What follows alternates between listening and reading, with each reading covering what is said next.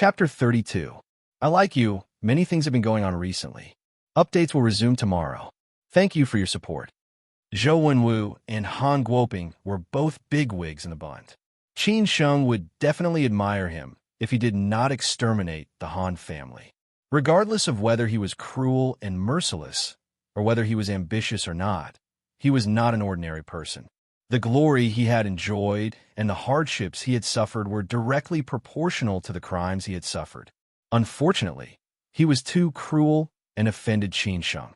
That was why he ended up like this. Zhou Wenwu certainly did not expect that he would end his wonderful life in such a way. Unfortunately, it was not a long life. More importantly, he died in the hands of a nobody. But one day in the future, this nobody would shine in the Bund. Killing people was just a matter of nodding one's head to the ground.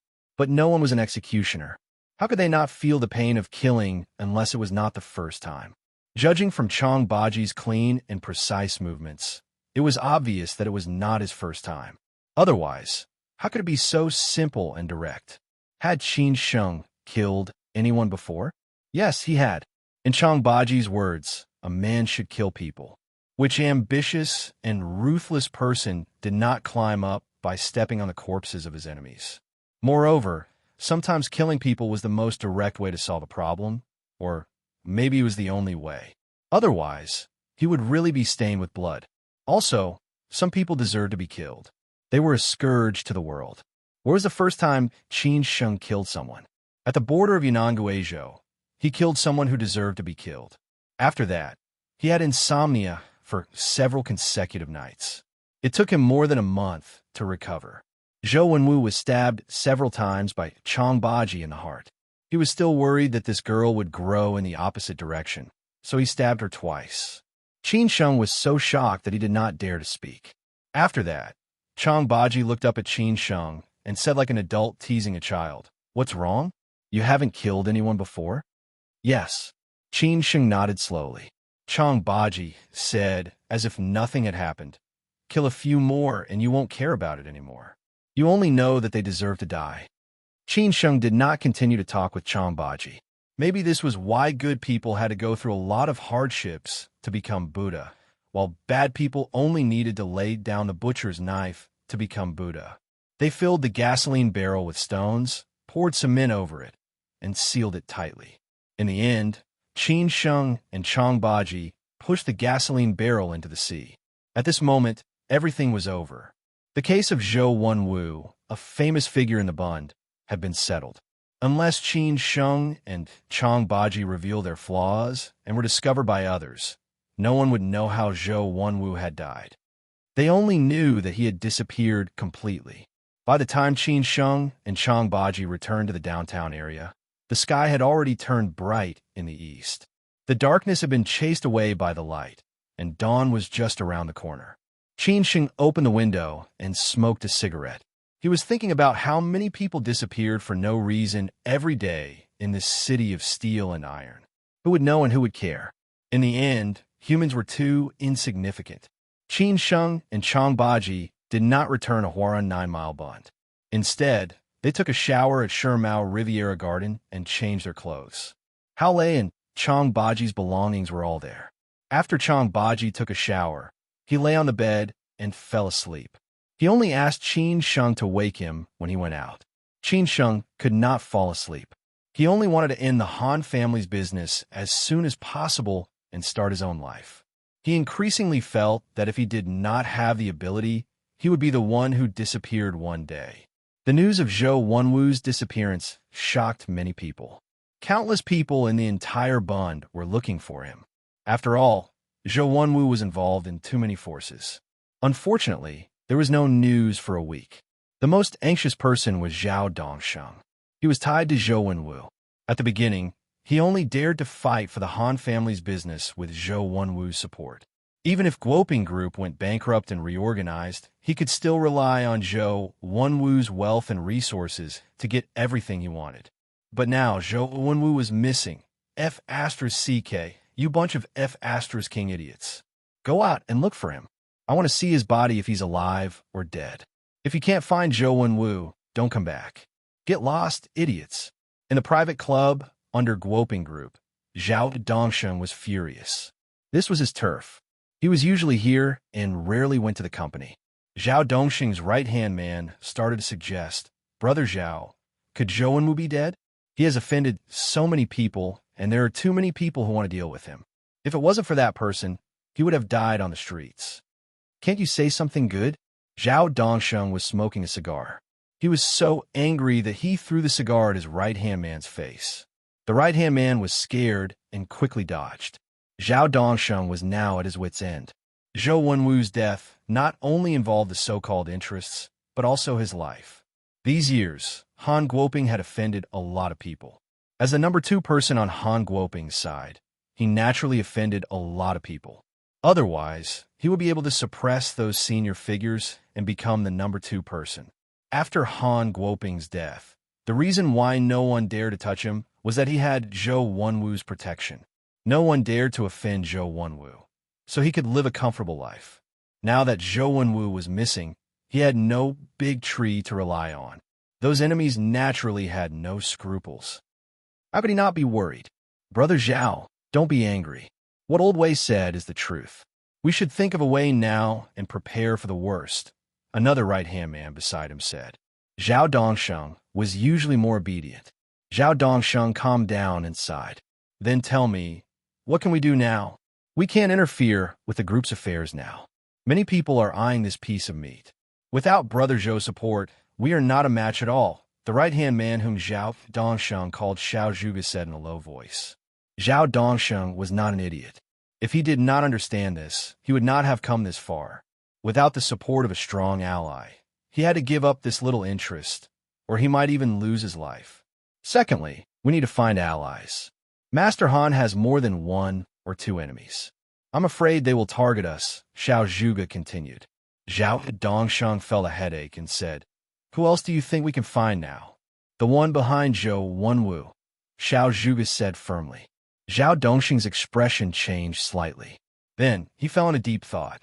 After a while, he said, It's difficult. Zhou Wenwu thinks highly of me.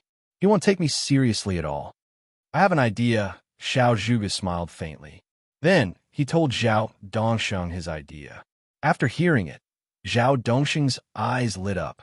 This was the only way. Without Zhou Wenwu, Zhao Dongsheng completely kept a low profile.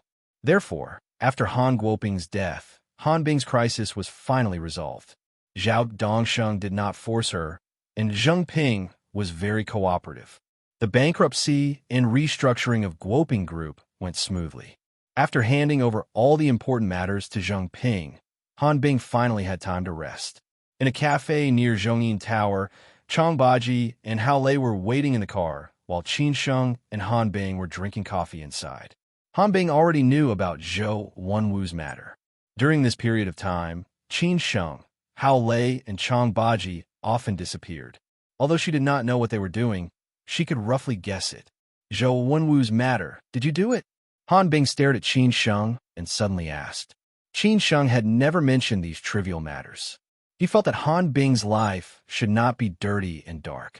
She should continue to live under the sun like before and live happily. As for these conspiracies, it was fine as long as there was someone to take care of them for her. Qin Sheng deliberately laughed and said, What is it? Do you really think I don't know? Zhou Wenwu is missing. Is he dead? Han Bing asked carefully. Qin Sheng rolled his eyes and said, Little girl, drink your coffee. Why are you asking these things? I'm not a little girl. I'm older than you, Han Bing said coquettishly. Qin Sheng deliberately stared at her soft breasts and said, Bigger than me. Were you bigger than me? Oh, your breasts are bigger than me. I admit this. Han Bing did not blush or feel embarrassed because of these words. She even deliberately looked at Qin Sheng with her chest out and said, Do you want to see? Qin Sheng almost spat out a mouthful of coffee. He was no match for Han Bing. What a woman felt for a man could be seen from her eyes. Qin Sheng was clear about his position in Han Bing's heart. As long as he was willing, Han Bing would not hesitate to give herself to him. But Qin Sheng was not that kind of person. Thank you, Qin Sheng. Thank you for everything you have done for me. Qin Sheng did not speak, but Han Bing said very emotionally. Qin Sheng sighed and said, You said that you are not reconciled. I said that I will avenge you. I am not a person who likes to make promises to others, but once I agree, no matter how difficult it is, I will find a way to do it. Han Bing was not a pretentious person, but she was touched by everything that Qin Sheng had done. She did not know if she felt grateful towards Qin Sheng or if she was really moved by him. She did not care, so she blurted out without hesitation, "Qin Sheng, I realize that I've fallen for you." Qin Sheng smiled faintly and did not say anything. Chapter 33. The Yin family. Want to collect, want to buy monthly tickets. There was no shortage of officials in Beijing and rich people in Shanghai. Rich people all lived in luxury houses. Young people liked the flats of hundreds of square meters on both sides of the bund. Old people preferred the single-family villas in Xishan. If they had not put down their responsibilities and continued to burn their remaining passion, they would definitely have a villa in the city. In Shanghai, how much was a real rich person's net worth? After all, the housing prices in Shanghai were skyrocketing. A random relocated household in the suburbs had a net worth of tens of millions. There were many people who had a net worth of hundreds of millions just from the demolition. Therefore, the real rich person had at least 1 billion yuan. There was an old man over 70 years old living in a single-family villa in Xishan Ziyuan. Everyone knew that there were many hidden rich people in this society. The old man should be one of them. No one could calculate his specific net worth, but it was definitely at least 10 billion yuan. There were many people like this in Shanghai, but the old man was relatively low-key. People only knew his influence, but did not know how big his family's business was. This single-family villa, including the courtyard, was thousands of square meters. The old man liked to call the large single-family villa a small courtyard. Most of the time, he lived in an old house in Xishan, Ziyuan, or Jian. That was the first property his ancestors bought when they first came to Shanghai. The most enjoyable time of the old man's day was to play with and clean his 2 cabinets of cameras. As long as there were cameras, the old man had collected them. He had never used most of the machines. When he could afford a good camera, the most expensive thing for him was time. Now he did not have the energy or time. Even if he only played with the camera, he did not have the mood and time to do it every day. Then he would call some of his closest old friends to watch old movies together. Half watching and half thinking, the two of them would just sit there and not say a word. Staring at the screen, the mind was in a half-thinking state. No one spoke. If you did not understand the context of the conversation, you would not be able to understand it. What else did the old man like to do? Eat breakfast by himself. The kind of crispy fried dough sticks, pickled vegetables, plain porridge. Put them in the courtyard and eat slowly. If he called his closest junior, this junior would get off early and come in from the side door. Why did he get off from far away? It was the same as why he came in from the servant's door. He was afraid to make any noise and disturb the old man's last few minutes of peace. How are we going to eat breakfast? I'll take off my suit in the living room and let the servants bring it over. I'll put on my white shirt and wait in the courtyard. I'm not going to wear it casually. What does breakfast look like? The young man pulled off the head and tail of a deep-fried dough stick and put them on the plate. He ate the middle part. The old man and the young man didn't talk much. The servant stood a few steps away and glanced at the deep-fried dough sticks in the bowl and plate. She didn't say anything else. She ate while watching the steam rising from the grass. Breakfast was finished. When they walked into the house, it was the time for them to talk about business. They talked until the old man stood at the top of the stairs. Then they parted ways. The old man was very particular and picky, so few people disturbed his peace. Today, there was a guest in the courtyard. It was a beautiful woman with outstanding temperament. She wore a plain dress and sat next to a young man in a white shirt. If one didn't know them clearly, he would think they were a couple or a couple. The woman had her hair in a bun. Her eyes were clear, and there was a faint smile on her face. She didn't say anything but stared as she shone in the distance. At the same time, she waited for the old man who hadn't gotten up yet. The young man next to her was the old man's grandson. He had taken over the family business, and the old man valued him very much. Besides, the old man's son didn't do proper work, so the grandson took up the responsibility. Fortunately, he didn't embarrass the old man. Now he was definitely one of the top young people in the bund. Susu, sorry to keep you waiting for so long. Grandpa has already woken up and will be out soon. The young man had an extraordinary temperament, which was quite different from ordinary people. As a descendant of a big family, he was definitely not a mediocre person, unless he was really stupid. The second thing was whether he had a good heart or not. If he had a bad heart, then there was nothing he could do about it. The old man's surname was Yin, and the young man's name was Yin Chaozong. The name was taken from a Mian Shui in the Book of Songs. Chaozong, I know Grandpa Yan's schedule. I don't want to disturb Grandpa Yan's rest. The beautiful woman called Susu by Yin Chaozong pursed her lips and smiled, but she always made people feel a little distant. I heard that the fund you manage has another company listed in the United States. By the way, how's your charity bursary fund? I'm willing to do my bit. Yin Chaozong was very concerned about this beauty. Since he knew so many things, it was obvious that he did not hear it from others. The full name of the beautiful woman was Lin Su. Her family and the Yin family were old friends. These days, the old man was not feeling well. Lin Su happened to be in Shanghai. Since it was the weekend, she came early to visit the old man. Lin Su politely declined Yin Chaozong's kindness, but she still said, "At the end of next month, we have prepared a charity auction. If you're willing to help those children who don't go to school, you can come. We're very welcome." "Okay, then I'll donate a few things to support your cause," Yin Chaozong said conveniently. The air in Shishan was very comfortable. At this moment, the sun had just risen. A servant hurried over to tell Yin Chaozong that the old man had come out. Lin Su and Yin Chaozong stood up at the same time. About 2 minutes later, the old man came out. He was wearing a white tang suit. He didn't need anyone's help, nor did he need anyone's help. He walked slowly and steadily towards them. The servants quickly brought the breakfast over. The temperature was controlled just right. After the old man walked in, Lin Su smiled and said, "Hello, Grandpa Yin." The old man just waved his hand and asked them to sit down. He said nothing. Everyone knew the old man's strange temper, so they had long been used to it. After the breakfast was served, it was still the same old rule. Lin Su did not know much about it, but Yin Chaozong respectfully picked off the 2 ends of the fried dough stick and put on the old man's plate. The old man lowered his head to eat without saying a word. Lin Su felt a little embarrassed, and Yin Chaozong did not dare to speak at this time. It was the most basic rule of the Yin family not to talk while eating. Lin Su was not used to this breakfast. When the old man put down the bowl and chopsticks, it was finally over. Yin Chaozong and Lin Su accompanied the old man to go back. At this time, the old man said, "Susu, how is your grandma?" "Grandma is recovering well. She said she would come to Shanghai to meet her old friends when she has time." Lin Su could finally speak, so she replied with a smile. The old man finally smiled, and the wrinkles on his face stretched a lot.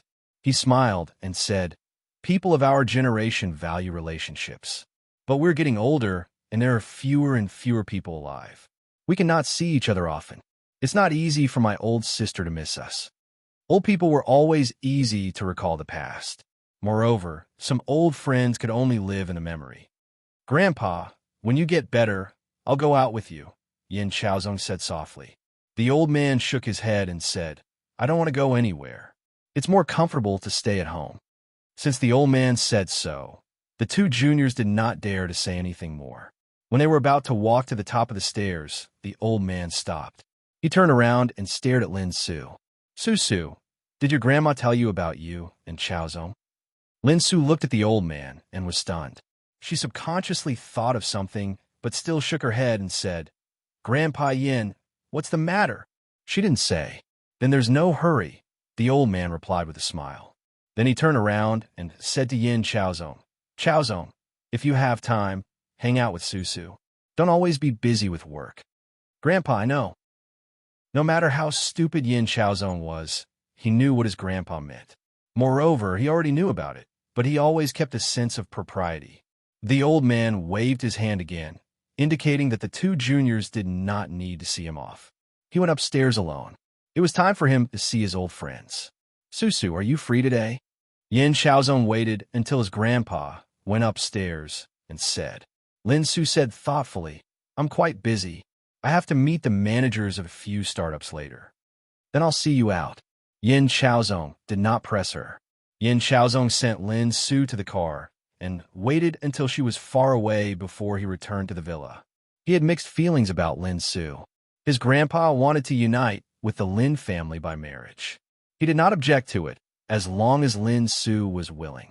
Anyway, he was very satisfied with Lin Su. However, he always felt that Lin Su would not agree so easily. It seemed that this would be a long battle. Yin Chaozong sighed. At this time, a middle-aged man hurried to the villa. He did not go to the old man, but to Yin Chaozong directly. He frowned and said, "Young master, we still haven't found Zhou Wenwu." Yin Chaozong squinted and said, "You still haven't found him? Could Zhou Wenwu really be dead? Should we tell the old man?" The middle-aged man was one of the managers of the Yin family. However, when it came to Zhou Wenwu, he did not dare to make a decision. Yin Chaozong shook his head and said, "No need. He's just a small character. There's no need to disturb my grandpa. He was just an adopted son of the old housekeeper of the Yin family. It doesn't matter if he's dead. Our Yin family treated him well. If it weren't for our Yin family, he would have died many times over these years. So we don't care?" The middle-aged man did not understand. Yin Chaozong sat on the chair and thought for a while. After a while, he said, "We still have to investigate. Everyone knows that Zhou Wenwu has our Yin family behind his back. How dare they touch him? This is like a slap to our Yin family's face. I want to know who is so capable." "Okay, I know what to do." The middle-aged man nodded and said, "Oh yes, young master, Zhao Dongsheng wants to see you. Zhou Wenwu has been working with him and was ready to take over Han Guoping's business. Now that Zhou Wenwu is dead, he can't even protect himself. He wants to climb up the Yin family's big tree." After Yin Chaozong heard the name, he sneered and said, "Zhao Dongsheng? Who does he think he is? How can he be friends with the Yin family? Ignore him." Chapter 34. Brother, seeking collection, seeking monthly votes. Old Master Yan's connections over the years gave the Yin family an absolute influence in the Bund. Although they were not the leaders, not everyone dared to offend them. Those who could be friends with the Yin family were all influential figures. They naturally looked down on people like Zhao Dongsheng. To put it bluntly, what value did Zhao Dongsheng have to the Yin family? Zhou Wenwu was favored by the Yin family because of his father's relationship with the Yin family. The Yin family had never mistreated meritorious officials and elders. These years, Zhou Wenwu relied on the Yin family's protection and had a good time in the Bund. He also knew how to conduct himself and fawned on the elders of the Yin family. He greeted them during festivals and gave them gifts. As long as he did not go overboard, the Yin family would turn a blind eye. However, Yin Chaozong did not like him, so he did not let Old Master Yin know about this. However, he still had to investigate as it concerned the Yin family's reputation. As for whether or not they would be able to find the ultimate murderer, that was unknown. After Zhou Wenwu's death, the pressure on Qin Sheng was greatly reduced. The crisis was half resolved. Without Zhou Wenwu's protection, Zhao Dongsheng did not dare to act rashly. Han Bing's safety was now in Hao Lei's hands. He and Chang Baji started to follow Zhao Dongsheng around the clock and got to know Zhao Dongsheng's daily routine very well.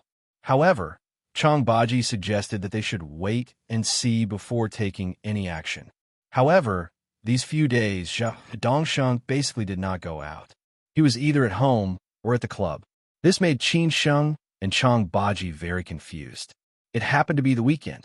Since Qin Sheng returned to Shanghai, Lin Xin had only seen him once.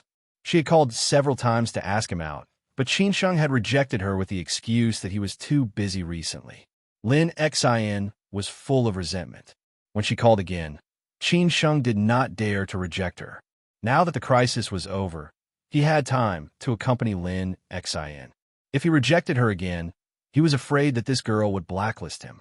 Qin Sheng drove to Fudan University to pick up Lin Xin. She was already waiting at the school gate. As a famous beauty in Fudan University, many people knew Lin Xin. After all, social networks were very developed nowadays. When Qin Sheng arrived at the gate of Fudan University, he met Tan Jun, the rich man who had confessed to Lin Xian. They did not become lovers, but it did not mean that they could not become friends, at least on the surface. Lin Xian and Qin Sheng stood together. Tan Jun had just finished eating with his classmates. It was somewhat awkward. Not to mention, there was a Mercedes-Benz S400 parked next to them. Some students were already staring at Lin Xian with disdain. Qin Sheng did not want Xian to be wronged. Hence, after Tan Jun and Xian greeted each other awkwardly, Qin Sheng walked over slowly. He put his arm around Tan Jun's shoulder and walked to the side. He handed Tan Jun a cigarette. Tan Jun did not stand on ceremony. "Your name is Tan Jun?" Qin Sheng asked casually. After all, he was a student. He could not keep his cool in front of Qin Sheng. Moreover, he had been slapped in the face by Qin Sheng last time. He said very impolitely, I am Tan Jun. What's the matter? Do you like Lin Xian? Qin Sheng continued to ask. There was no lack of flower protectors around any beauty. Some men would just laugh when they were rejected, while others might be jealous. Qin Sheng did not know if Tan Jun was the former or the latter, but judging from his appearance, he did not seem to be the latter. Xian was more innocent. If she was hated by others in school, she would easily be at a disadvantage. So Qin Sheng wanted to test Tan Jun. In Tan Jun's eyes, Qin Sheng was his rival in love. He would not be polite to his rival in love. He said coldly, "Whether I like Lin Xian or not has nothing to do with you. Even if you have Lin Xian, there's no need to show off in front of me. You just drive a Mercedes-Benz. Do you think you are very rich? Are you sure you want to talk to me like this?" Qin Sheng found it funny. Tan Jun smiled sarcastically. "Why? Do I have to kowtow to you and become sworn brothers? Do you think I am Lin Xian's boyfriend?" Qin Sheng teased. Tan Jun did not understand. He frowned and said, "What do you mean? I am Lin Xian's cousin," Qin Sheng said unhurriedly. After he said this, Tan Jun did not seem to react. He stood rooted to the ground and stared at Qin Sheng with a confused look. His face showed surprise, annoyance, surprise, and happiness. After a long time, when Tan Jun came back to his senses, he was like a chameleon. He shouted with a face full of flattery and regret, "Cousin, I was wrong. I was really wrong. You are a big man. Don't lower yourself to my level." Xian, who was not far away, did not understand what Qin Sheng and Tan Jun had to talk about. Why did he not let her go over? Tan Jun's friends were even more confused. How could Tan Jun and his rival in love have such a good chat? Could it be that the two of them were brothers-in-law? "Your attitude is not bad." Qin Sheng patted Tan Jun's shoulder and said with a look that said, "Can you answer my question now? Do you really like Lin Xian?" "Cousin, brother, my dear brother, I really like Lin Xian. I have liked her for 2 years." Tan Jun bowed to show his loyalty. Qin Sheng nodded silently and said, "Lin Xian's family has some changes. She only wants to study hard during university and doesn't want to be in a relationship. So you know what I mean. But if you perform well, I can help you." "Brother, tell me, what do you want me to do?" Tan Jun was smart and immediately understood what he meant. Compared to other pursuers, he was obviously far ahead of them now. Qin Sheng said calmly, "There's nothing for you to do. Just help me take care of Lin Xian at school. Later, leave me my phone number. If anything happens to her, inform me at any time." "Brother, don't worry. I know what to do." Tan Jun nodded heavily. Qin Sheng let go of Tan Jun and said, "All right, remember what I said. But don't let Lin Xian know. There's nothing else. You go do what you need to do. I'll go out with her." After saying that, Qin Sheng returned to Lin Xian's side. Under Lin Xian's puzzled gaze, he pulled her into the car and left. Tan Jun, who was behind, shouted, "Brother, drive slowly." Tan Jun's friends were confused. They did not know what was going on. On the way to New World, Lin Xian pouted and kept staring at Qin Sheng. Qin Sheng could not stand it anymore. He laughed and said, Xian, what are you doing? Tell me honestly. What did you say to Tan Jun?" Lin Xian questioned. Qin Sheng promised to go shopping with her. Lin Xian had been preparing for a long time. It took her an hour to choose clothes and put on makeup. In the end, she chose the simplest white t-shirt and half-skirt. Her long hair fluttered in the wind and was full of youthfulness. No matter who saw it, they would feel relaxed and happy. Qin Sheng deliberately kept her in suspense. Nothing much. I just warned him that you don't want to be in a relationship during your time in university. I told him not to harass you. If he really likes you, he can wait until after graduation. Is that really all? Lin Exine obviously did not believe Qin Sheng and asked suspiciously. Qin Sheng gritted his teeth and said, "Absolutely, I'm not lying to you." The second question, what have you been doing since you came back to Shanghai? You only want to see me once. I called you so many times, but you only picked up 3 or 4 times. You even rejected me. I'm very unhappy. You're my brother. Lin Exine obviously did not intend to let him off so easily today. She asked relentlessly, "You're my brother." Qin Sheng replied while driving, "My dear lady, I'm already 25 or 26. If I don't earn money, how am I going to get a wife? I can't be a bachelor for the rest of my life. I'll be beaten to death by your parents." "Then where are you working now? What do you do?" Lin Xin continued to ask. She really wanted to get to the bottom of it. Qin Sheng had already thought of a countermeasure. He deliberately sighed and said, "I'm working as the boss's assistant in a company. I wake up early and work late. I'm almost exhausted. This car belongs to the boss. I've taken leave today. Shanghai is so big. It's not easy to live. I don't know when I could buy a house in Shanghai and marry a wife. I still have to save up for your dowry." Really? It had to be said that Qin Sheng's acting was really good. Although it was not Oscar level, it was definitely better than those little fresh meats on the screen. Lin Xin really believed him. She said with some grievance, "Brother, I'm sorry. I've wronged you. You don't have to save up for my dowry. I have to earn money by myself after I graduate. Don't think so much. Study hard. I'll pay for your living expenses and tuition fees in the future. I've already told Annie Wang. This is what I should do." Qin Sheng did not lie this time. He told her the truth.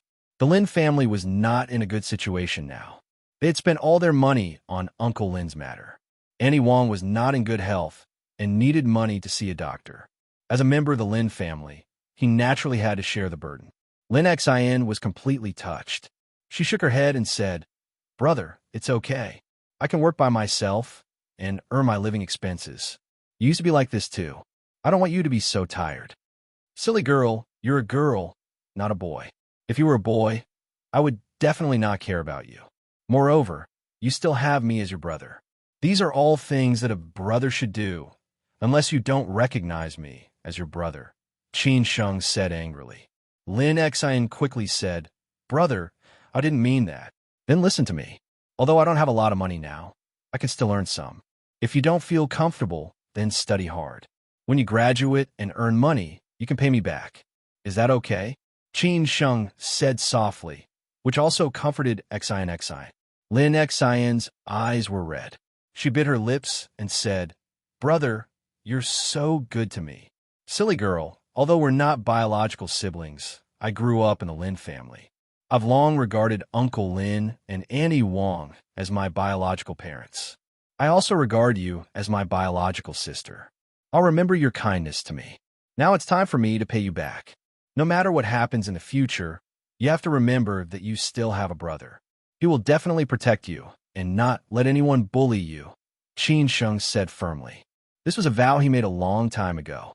So when the Lin family was in trouble, he was not in Shin. This was something he had always felt guilty about. Chapter 35. Dead, begging for monthly votes, begging for collection.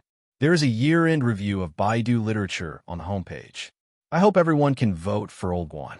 Qin Sheng had always thought that children with older brothers or sisters were happy. No matter what happened, there would always be someone standing in front of them, smiling and saying, "It's okay, you have older brothers and sisters." Qin Sheng did not have an older brother or sister, nor did he need anyone to protect him. Anyway, he had gotten used to this kind of life over the years. But he had a younger sister, Xin.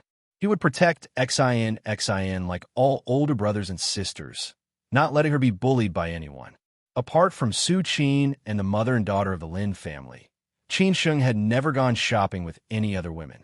In the past, Su Qin knew that he liked peace and quiet, so she spent most of her time in the library with him. At that time, Qin Sheng and Su Qin were the immortal couple that everyone in Fudan University envied. Unfortunately, they broke up before graduation, which made many people feel regretful. Most women had similar characteristics. For example, they liked flowers. Although it was vulgar to give them flowers, it depended on who was giving them flowers. If it was given by someone they liked, it would definitely be effective. If it was given to someone they didn't like, they might not like it even if you gave them the whole world. Another example was that when they were in a good or bad mood, they liked to go shopping to celebrate or vent. All women liked to show their most beautiful side to others, although sometimes they were even more sloppy than men behind their backs. Therefore, Qin Sheng accompanied Xin to shop for an afternoon. This girl's mood finally recovered. When Xia Ding was about to arrive, they waited at the place for lunch. Qin Sheng was already exhausted, more tired than if he had not slept for 3 days and 3 nights. However, Xin seemed to be very happy. Qin Sheng bought a few sets of clothes and cosmetics for her. He only knew that since the accident at home, this girl was reluctant to spend money. Even in the past, she was not that kind of high-profile Ms. Perfect. She was like an ordinary girl next door. This was also what Qin Sheng liked the most about Xin. The place you chose is really hard to find. I went around in circles. After Xia Ding found Qin Sheng and Xin, he could not help but mutter. When Qin Sheng went to Tianshui, Xia Ding was really worried. Qin Sheng's words before he left made him feel uneasy. Fortunately, Qin Sheng came back safely. Otherwise, he would really have to prepare for Qin Sheng's funeral. During this period of time, Xia Ding had asked Qin Sheng out a few times, but Qin Sheng could not get away. Xia Ding was also full of resentment. Fortunately, he was free today. Hao Lei was by Han Bing's side, and Chang Baji was keeping an eye on Zhao Dongsheng, so he had the time come out. Qin Sheng poured a cup of tea for Xia Ding and said with a smile, Xin said that she wanted to eat the dishes of this restaurant. Since I am poor, I decided to make you rich. Xia Ding took off his coat. He was extremely thirsty. As he spoke, he picked up his cup. It seemed like he was trying to get back at Qin Sheng. You're charging me for a meal? You really think too highly of me. You should at least have a Manchuhan imperial feast, right? Qin Sheng did not know whether to laugh or cry. He could only say, I've been really busy recently. I'll punish myself by drinking 3 cups of wine to apologize to you later. Xia Ding was just joking. He did not want to take Qin Sheng seriously. He said, that's more like it. Then, he looked at Xin and said, this beautiful girl who is loved by everyone is our sister, Xin. No wonder boss didn't dare to introduce you to us before. It turns out that he was guarding against me. How cunning he is. Hello, brother Xia Ding, Xin said politely. This sweet voice made Xia Ding's resentment towards Qin Sheng disappear immediately. Xia Ding had always been polite to beautiful girls. He said happily, I was in a hurry today and forgot to bring you a gift. I'll make it up to you next time. If there's anything in the future, if your brother doesn't have time, you can always tell me. You are boss sister, so you are also our sister. Moreover, you are our junior sister. Thank you, brother Xia Ding, Xin said happily. Everyone was here. The 3 of them ordered dishes and were ready to eat. After a day of shopping, they were all hungry. Qin Sheng was not joking. He really punished himself by drinking 3 cups of wine. The last cup was for Xia Ding to accompany him. After dinner, Qin Sheng and Xia Ding first sent Xin back to school. Although this silly girl wanted to continue fooling around with Xia Ding and Qin Sheng, how could a man bring a girl to his nightlife? After Xin went back to school, Xia Ding directly pulled Qin Sheng to the nightclub. As a famous veteran driver in Shanghai and the little prince of nightclubs, Xia Ding was more familiar with these entertainment places than Baidu Baiki. Most importantly, he had basically experienced it himself and had the most direct right to speak. It was definitely one of the best nightclubs in Shanghai. It was also one of Xia Ding's favorite places.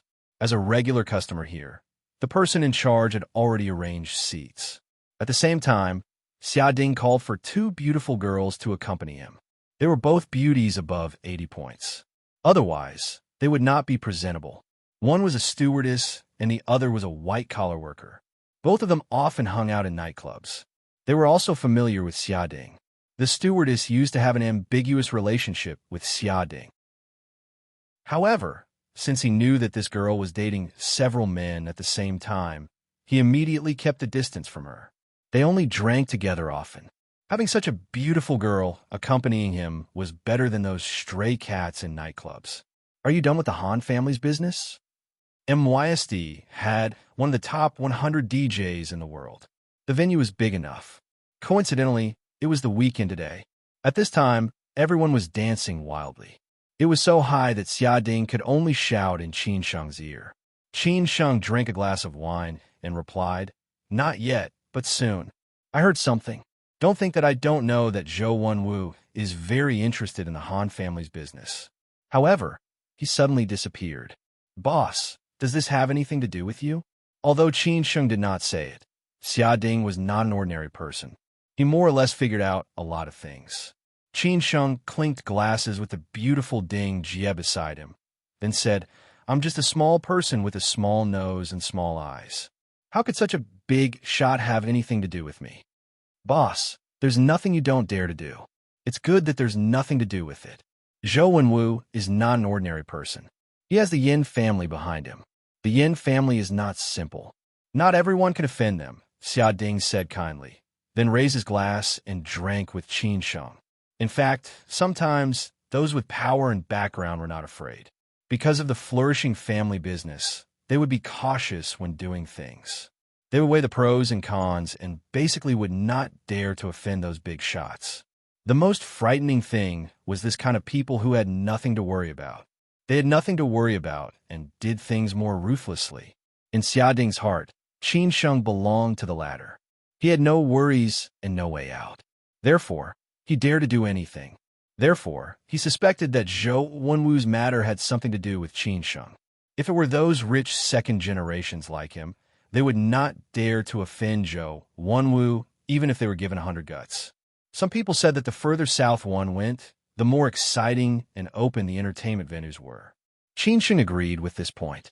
The entertainment industry in the coastal cities and the south was very developed. For example, in inland cities like Xi'an, there were not so many nightclubs. There would not be so many people venting on the dance floor of the nightclubs, and there were not so many people of different races.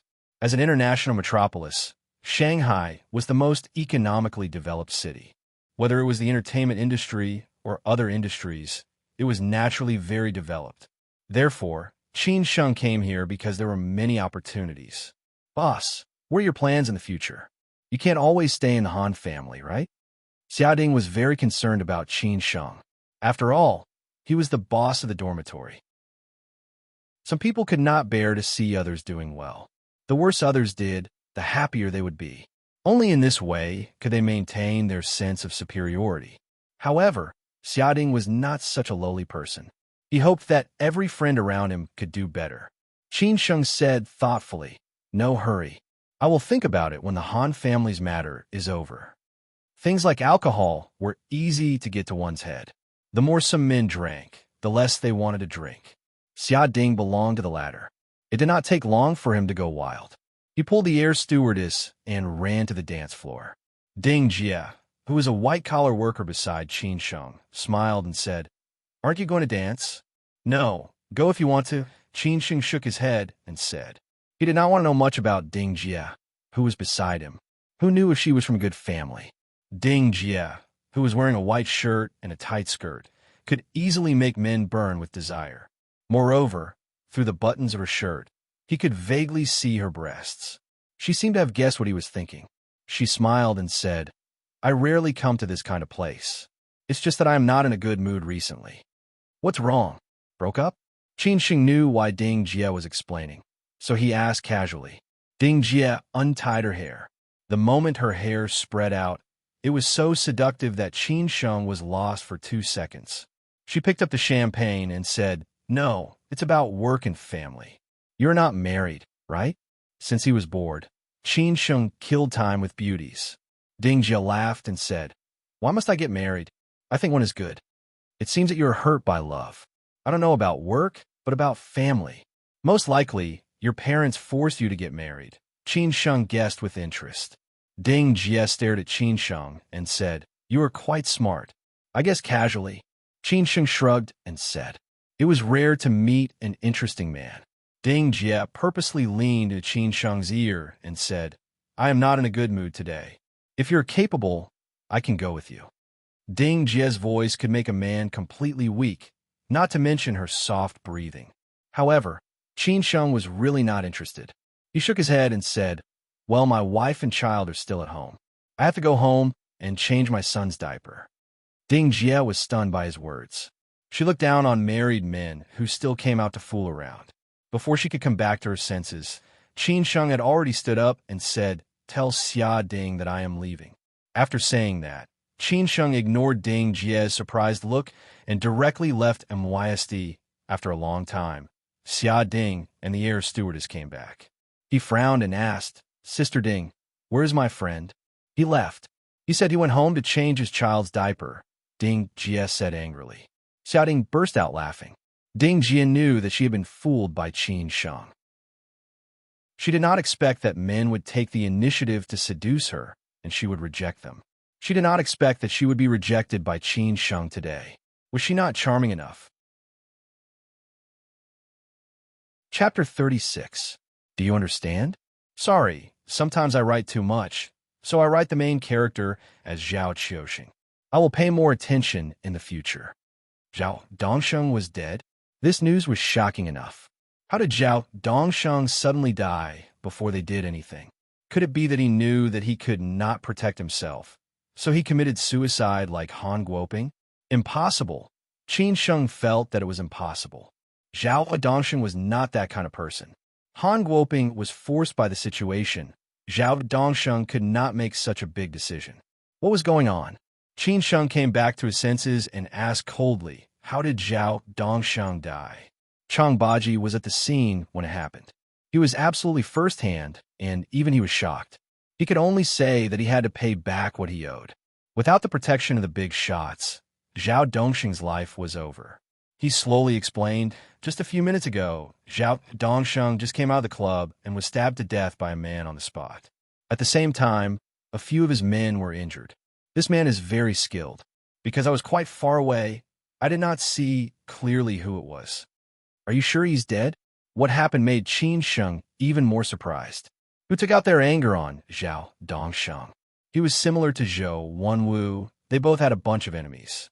It was just that they both had big trees standing behind them, so ordinary people did not dare to do anything rashly. Chang Baji firmly said, "He was stabbed 7 times in a row. Each of the stabs was fatal. If he was still alive, he could apply for the Guinness World Record." Zhou Wenwu was dead. Zhao Dongsheng was also dead. Qin Sheng did not care who killed Zhao Dongsheng, but the Han family crisis was finally over. He finally got out of this mess unscathed. But before that, Qin Sheng still had to talk to Han Bing. There had to be someone to clean up the mess. Zheng Ping would clean up the Guoping group, but there had to be someone to clean up the mess. Qin Sheng nodded silently and said, "Brother Chong, go back to Thompson Gulf. Zhao Dongsheng is dead. We are considered safe." Chang Baji thought so too. Qin Sheng and Chang Baji returned to Thompson Gulf one after another. Han Bing and Hao Lei were having dinner. After Zhou Wenwu's death, they moved back to Thompson Gulf. Otherwise, it would be awkward for 3 men to sleep on the floor in a woman's living room. "You're back. Have you had dinner?" Han Bing quickly got up and asked after seeing Qin Sheng. Han Bing's words in the morning were a confession to Qin Sheng. She was a woman who dared to love and hate. Even though she was not sure what kind of feeling she had for Qin Sheng, she was willing to follow her heart. Wasn't this the kind of man a woman needed? "I can shield you from wind and rain at any time and will never let you suffer the slightest grievance." Qin Sheng did not respond. From Han Bing's point of view, silence was not rejection. She believed in her charm and did not believe that Qin Sheng had no feelings for her. As long as she was firm in her belief, Qin Sheng would be taken down by her sooner or later. "I've eaten. You eat first. I'll wait for you in the study. I'll talk to you later." Qin Sheng went upstairs alone. He lived in the bedroom next to Han Bing's. Chong Baji had been starving for a long time. He muttered, I haven't eaten yet. What are the dishes tonight? Oh, there's sweet and sour carp, my favorite. Hurry up and give me 2 bowls of rice. Nanny Lu, go and get the rice, Han Bing ordered with a smile. Qin Sheng went straight into Han Guoping's study. In the eyes of the Han family servants, Qin Sheng seemed to have become half the owner of the Han family. After all, Han Bing listened to Qin Sheng's words. This was the second time Qin Sheng entered the study after Han Guoping's incident. The first time was brought in by Chen Beiming to comfort Han Bing. Qin Sheng opened the curtains and sat on the seat where Han Guoping shot himself. His eyes were a little confused. Han Guoping had gone through many ups and downs before he was able to sit here. How much did he have to go through to sit here? When he returned to Shanghai, he accidentally got involved in the Han family's crisis, which also affected his rhythm. After the Han family's matter was over, there were now 3 paths in front of him. The first one was to continue staying in the Han family and help Han Bing handle some matters. The second one was to accept Jiang Xinban's olive branch and move forward step by step. The third option was to single-handedly build everything from scratch. However, this path was obviously difficult to take. Qin Sheng was still hesitating and had not made a decision. Just when Qin Sheng was in a daze, Han Bing pushed the door open and came in. Qin Sheng immediately stood up to save Han Bing from thinking too much. He was neither Chen Beiming nor Zhao Dongsheng. What's wrong? I smelled alcohol and perfume on you. Did you go out to fool around? Han Bing was like a young married woman who waited for her husband to come back and turned into a private detective. She asked with a serious face. Qin Sheng was stunned for half a second and said, Is your nose a dog? Tell me the truth, Han Bing said relentlessly. There was no need for Qin Sheng to explain, but he was afraid that this silly woman would not stop until he was dead. He could only say, I went to Fudan University to see my sister and went shopping with her.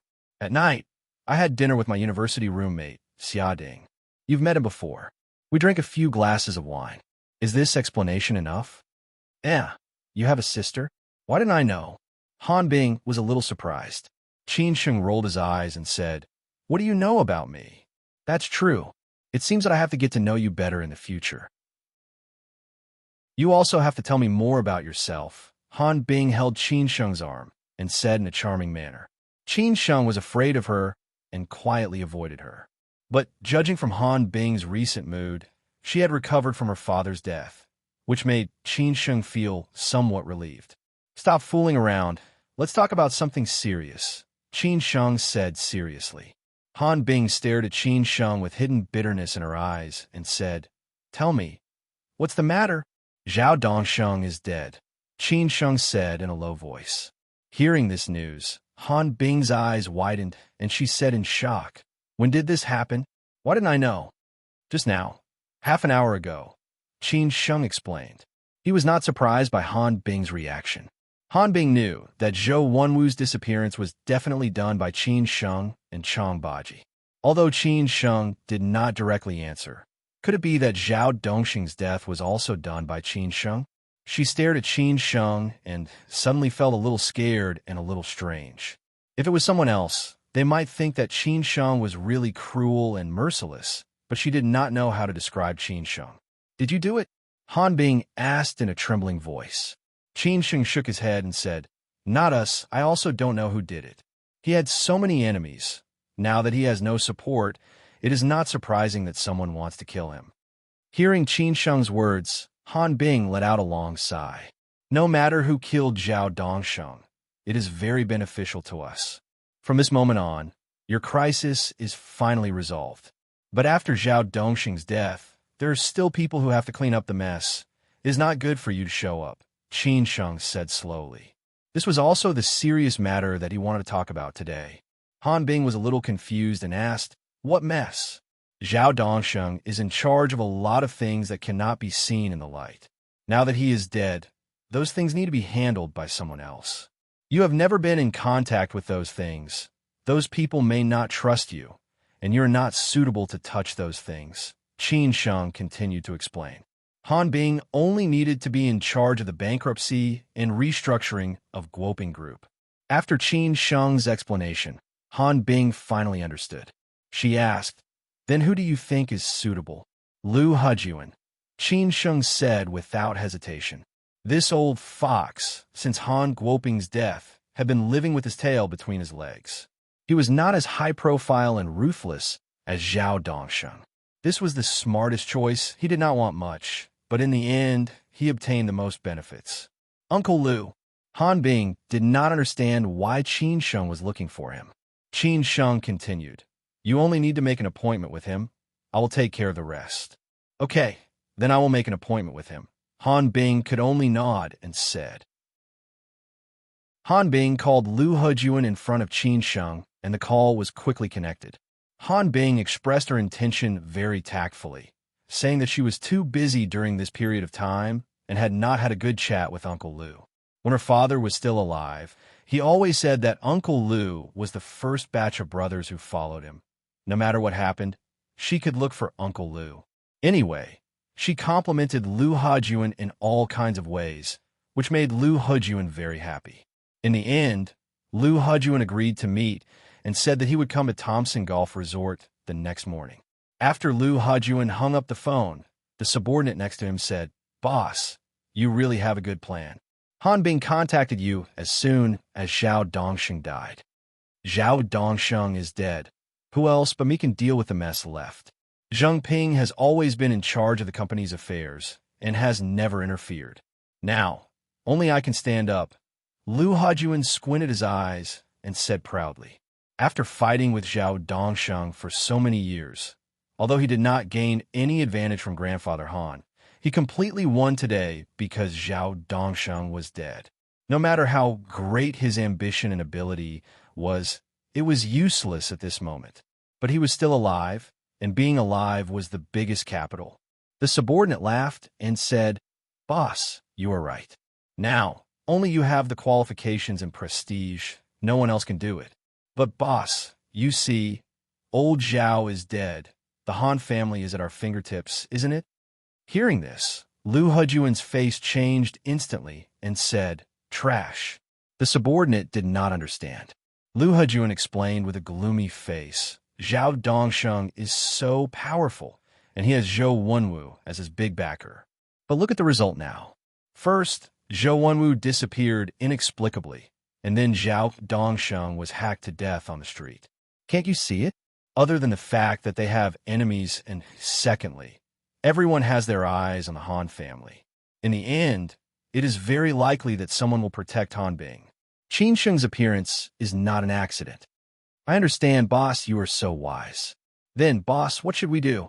Lu Hujuan's words made the subordinate come to a sudden realization. No wonder he could only play a small role. Lu Hujuan was the boss. Lu Hujuan had so many years of experience, and he could not be compared at all. Chapter 37. Learn from each other. Lu Hujuan started from scratch with Han Guoping. How many of them could stay with Han Guoping for so many years? Even if they stayed, how many of them were put in an important position? It was not that he was not as ambitious as Zhao Dongsheng, but the premise of ambition was that you must have the corresponding strength. If you had the strength and the ambition, you might succeed. But if you had the ambition but not the strength, you would be finished sooner or later. After Han Guoping's death, who did not want the big business? With one move, you could stand on the pyramid of Shanghai and become a big shot like Han Guoping and Zhou Wenwu. Zhao Dongsheng was thinking about it, and Lu Hujuan was also jealous. But Lu Hujuan knew that he did not have that ability. Even if he was lucky, he would not be able to bear the pressure. So he was very calm and let Zhao Dongsheng do whatever he wanted. Unfortunately, Zhao Dongsheng's strength did not match his ambition. His strength was only enough to be Han Guoping's assistant, but his ambition was to become a big shot in Shanghai. He took a big step and pulled his balls. So he died in the end. Now he was benefiting from it. Who was the smartest?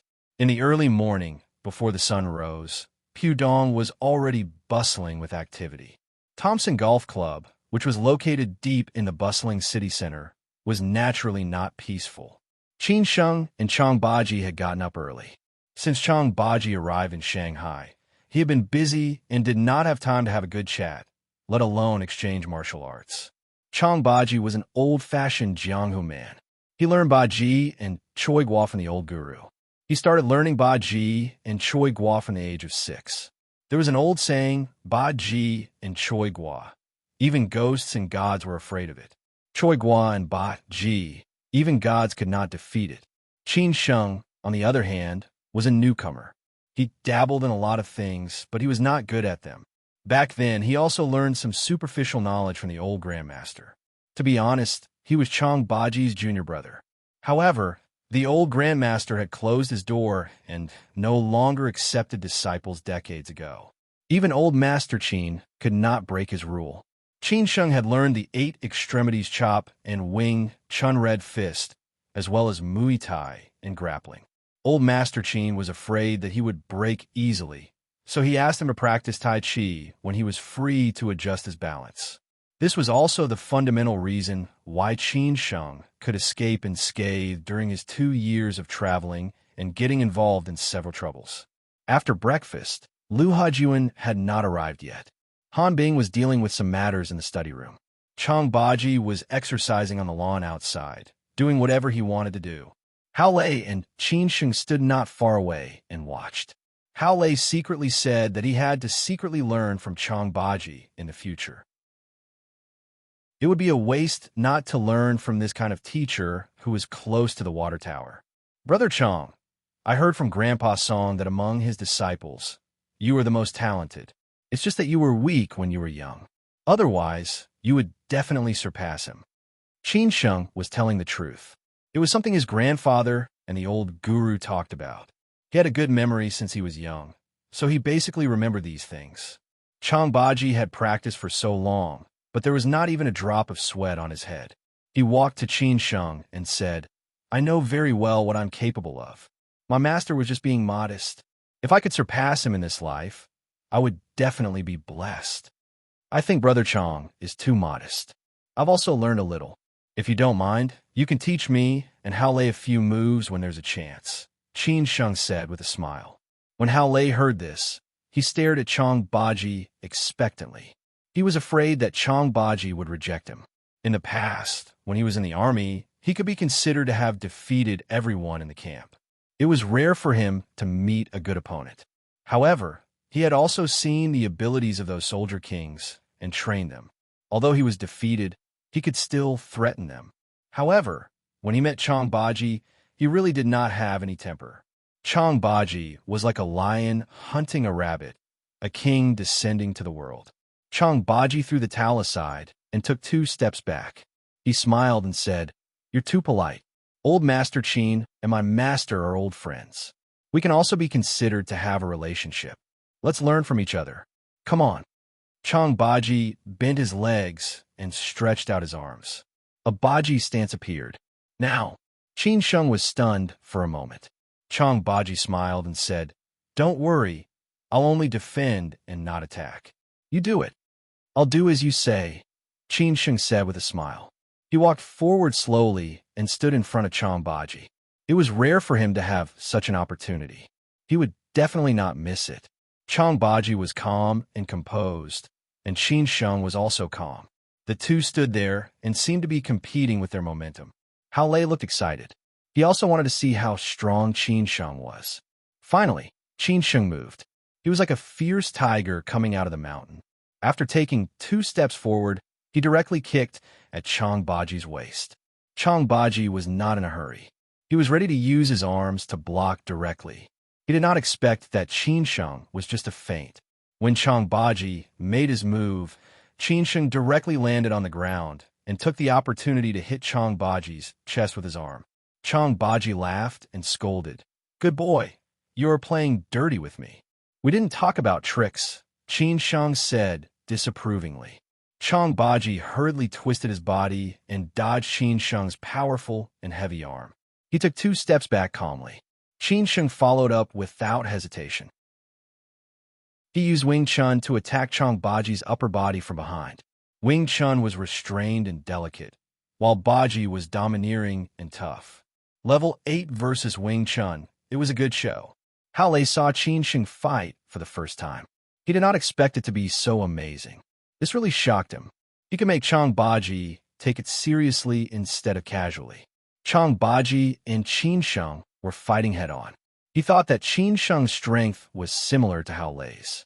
He did not expect that Qin Sheng would be so powerful. This guy looked so weak before, but now he seemed to be a different person. They had not seen him for so many years. The servants in the Han family's villa had never seen such a scene. It was even more exciting than shooting a movie. They all ran out to watch. Han Bing, who was in the study, heard the movement. She pushed the door and stood on the balcony to join the fun. She knew that Qin Sheng was very powerful, but she had never seen Chang Baji before. Today, she finally got to see it. Both sides were fighting back and forth. Chang Baji's strength was naturally above Qin Sheng's. But who asked him to say that he would only defend and not attack at the beginning? He could not go back on his words now. He had no choice but to focus on defense. He was afraid that he would be tricked by Qin Sheng. Qin Sheng was directly thrown out by Chang Baji with a push. Qin Sheng took the opportunity to do a somersault in the air. After landing, he whipped his leg down from the sky, forcing Chang Baji to retreat. Chang Baji dodged sideways. Qin Sheng's leg brushed against his shoulder. He was angry. He wanted to take advantage of Qin Sheng's weakness when his upper body was exposed. But in the end, he kept his promise and continued to test Qin Sheng after he stood up. Outside the Thompson Golf Resort, Liu Hejuan's Audi A6L had already stopped at the entrance of the Han family's villa. Chang Baji knew that it was time to end this.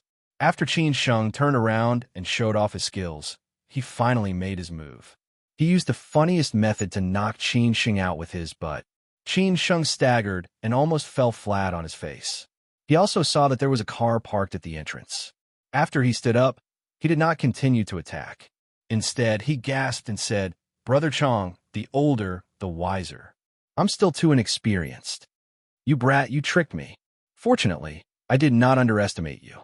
Otherwise, I would be so embarrassed today. Your strength is completely above Hao Lei's. You are so powerful at such a young age.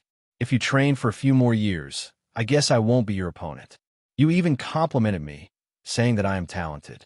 How can I be compared to you?" Chang Baji scolded him with a smile. Qin Sheng laughed and said, "But today, as long as Brother Chang wants to kill me, it is absolutely a piece of cake. It is impossible for me to escape unscathed." "Kill what? Don't talk nonsense. The guest is here." Chang Baji stared at Qin Sheng and said. Qin Sheng had no choice but to stop smiling. He turned around and went out to welcome the guest. At this time, Liu Hejuan had already come in with a few of his trusted subordinates. Qin Sheng laughed and said, "Uncle Liu, I have been waiting for the stars and the moon. Finally, you are here. Little Qin, your skills are not bad. I just watched from afar," Liu Hejuan replied with a smile. Those who did not know better would think that they were good friends who had known each other for many years. Those who knew clearly that they had only met a few times. They were not even familiar, let alone friends. As for these words, they were just some polite words. How can I be compared to Uncle Liu? I heard from Han Bing that Uncle Liu and Master Han fought a bloody path in the past. I am just a junior. How dare I show off in front of you?" Qin Sheng said modestly. Chang Baji and Hao Lei were already standing behind Qin Sheng. Liu Hejuan was too lazy to continue complimenting Qin Sheng. He laughed and said, "Let's not flatter each other. By the way, is Bing Bing in? Han Bing has been waiting for you inside. I will bring you over now." Qin Sheng stretched out his hand and made a gesture of invitation. Then, he led Liu Hejuan straight to the living room on the second floor.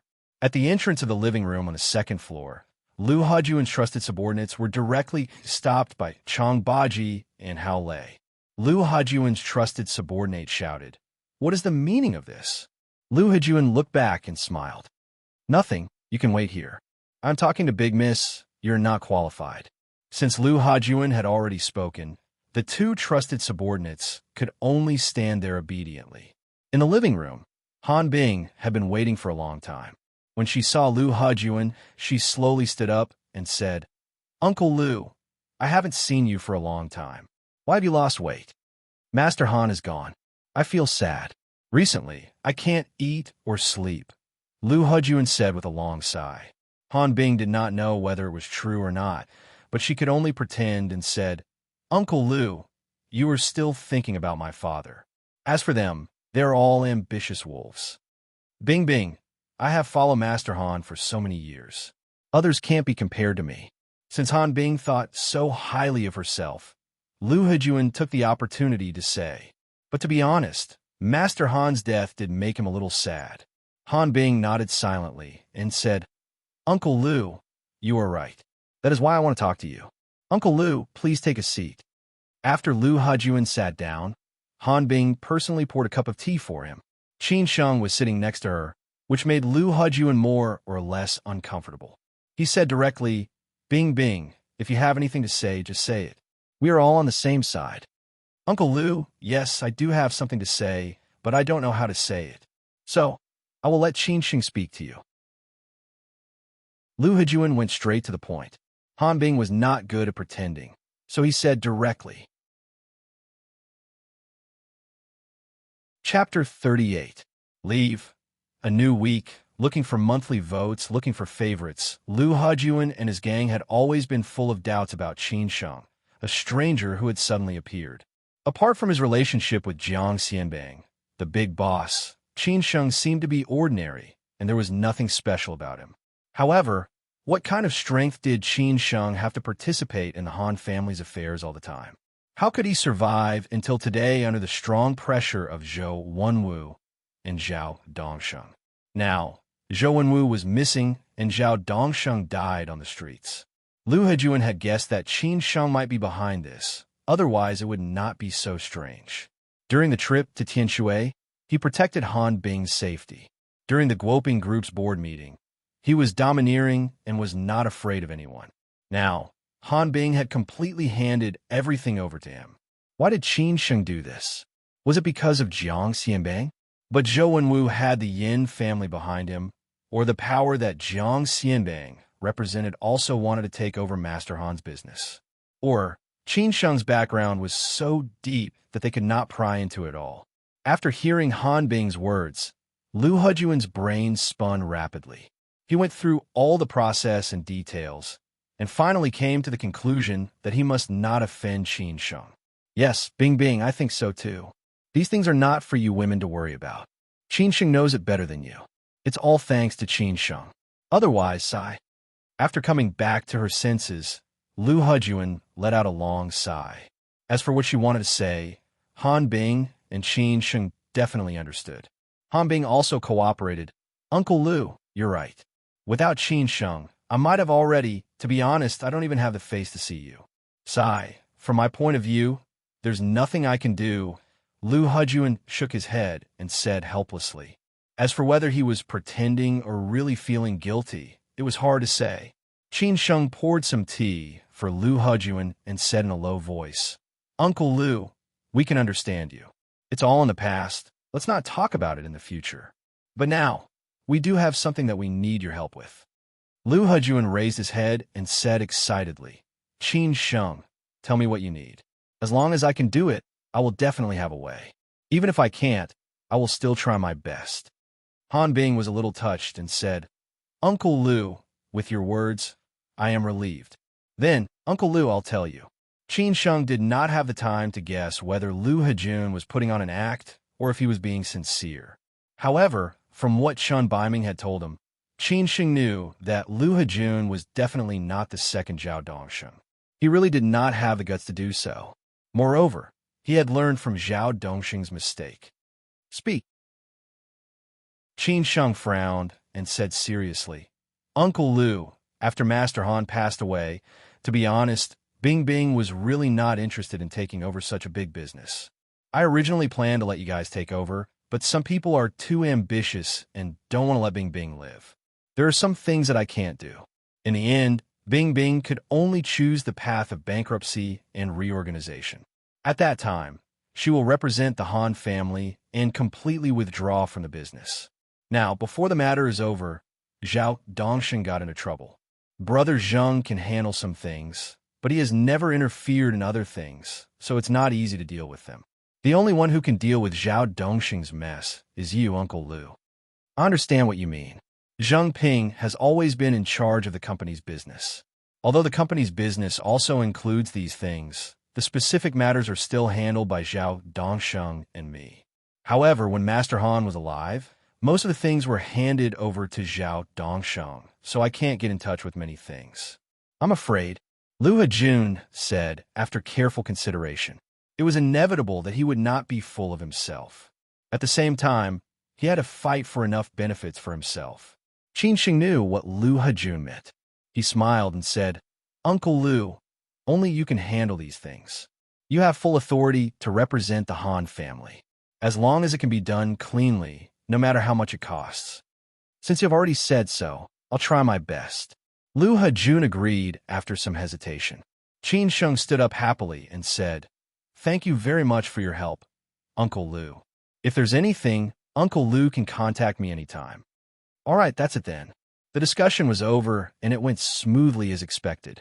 After all, they had come to this point. Qin Sheng and Han Bing sent Lu Hejun out of the Han family, and only returned to the villa after his car had gone far away. Bing Bing, you can rest assured now. There shouldn't be anything that can disturb you in the future. However, these things can't be rushed. It should only be completely over after the new year. Qin Sheng looked at Han Bing and said with a long sigh of relief. He finally did not break his promise to Han Guoping and successfully help Han Bing to solve all the problems. This Bing Bing made Han Bing feel like she was bathed in the spring breeze. It seemed that it was the first time Qin Sheng had called her this. Han Bing did not hear what Qin Sheng said at all. She stared at Qin Sheng shyly. Her eyes were as gentle as water. I know. Han Bing lowered her head and blushed, but she was still thinking about the sound of Bing Bing in her heart. Qin Sheng did not know whether to laugh or cry. However, he had something on his mind, so he did not make fun of Han Bing. Instead, he continued, Bing Bing, since it's over now, I have something to tell you. Say what you want to say.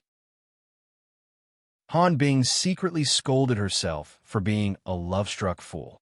She then raised her head and said, Qin Sheng did not know how to speak. He knew that if he spoke, Han Bing would definitely be sad and would definitely ask him to stay. However, he had his own path and did not want to be tied down by others. In the end, Qin Sheng still opened his mouth and said, Bing Bing, now that there's nothing else, I'll ask Brother Chong and Hao Lei to stay by your side. I may have to leave, but if you need anything, you can look for me at any time. Yes, Qin Sheng was leaving. This sentence made Han Bing, who had just fallen into happiness and satisfaction, instantly fall into the ice valley. She stared at Qin Sheng in disbelief and said, What did you say? You're leaving? Why? I just returned to Shanghai last month. Uncle Han asked me to protect you, but I did not expect to encounter these things. However, since I promised Uncle Han, I will definitely not let him down. Now that I've done it, I still have my own path to walk, Qin Sheng said with a firm look in his eyes. Qin Sheng, I know what you want to say. You're not a man who is willing to be mediocre. I know you have your thoughts, you have your dreams, you have your path, but if you stay in the Han family, you can also do what you want to do.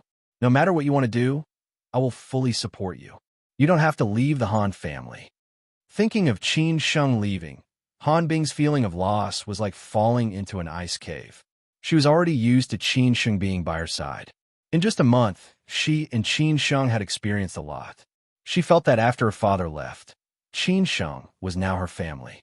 That kind of feeling was as if they had known each other for many years.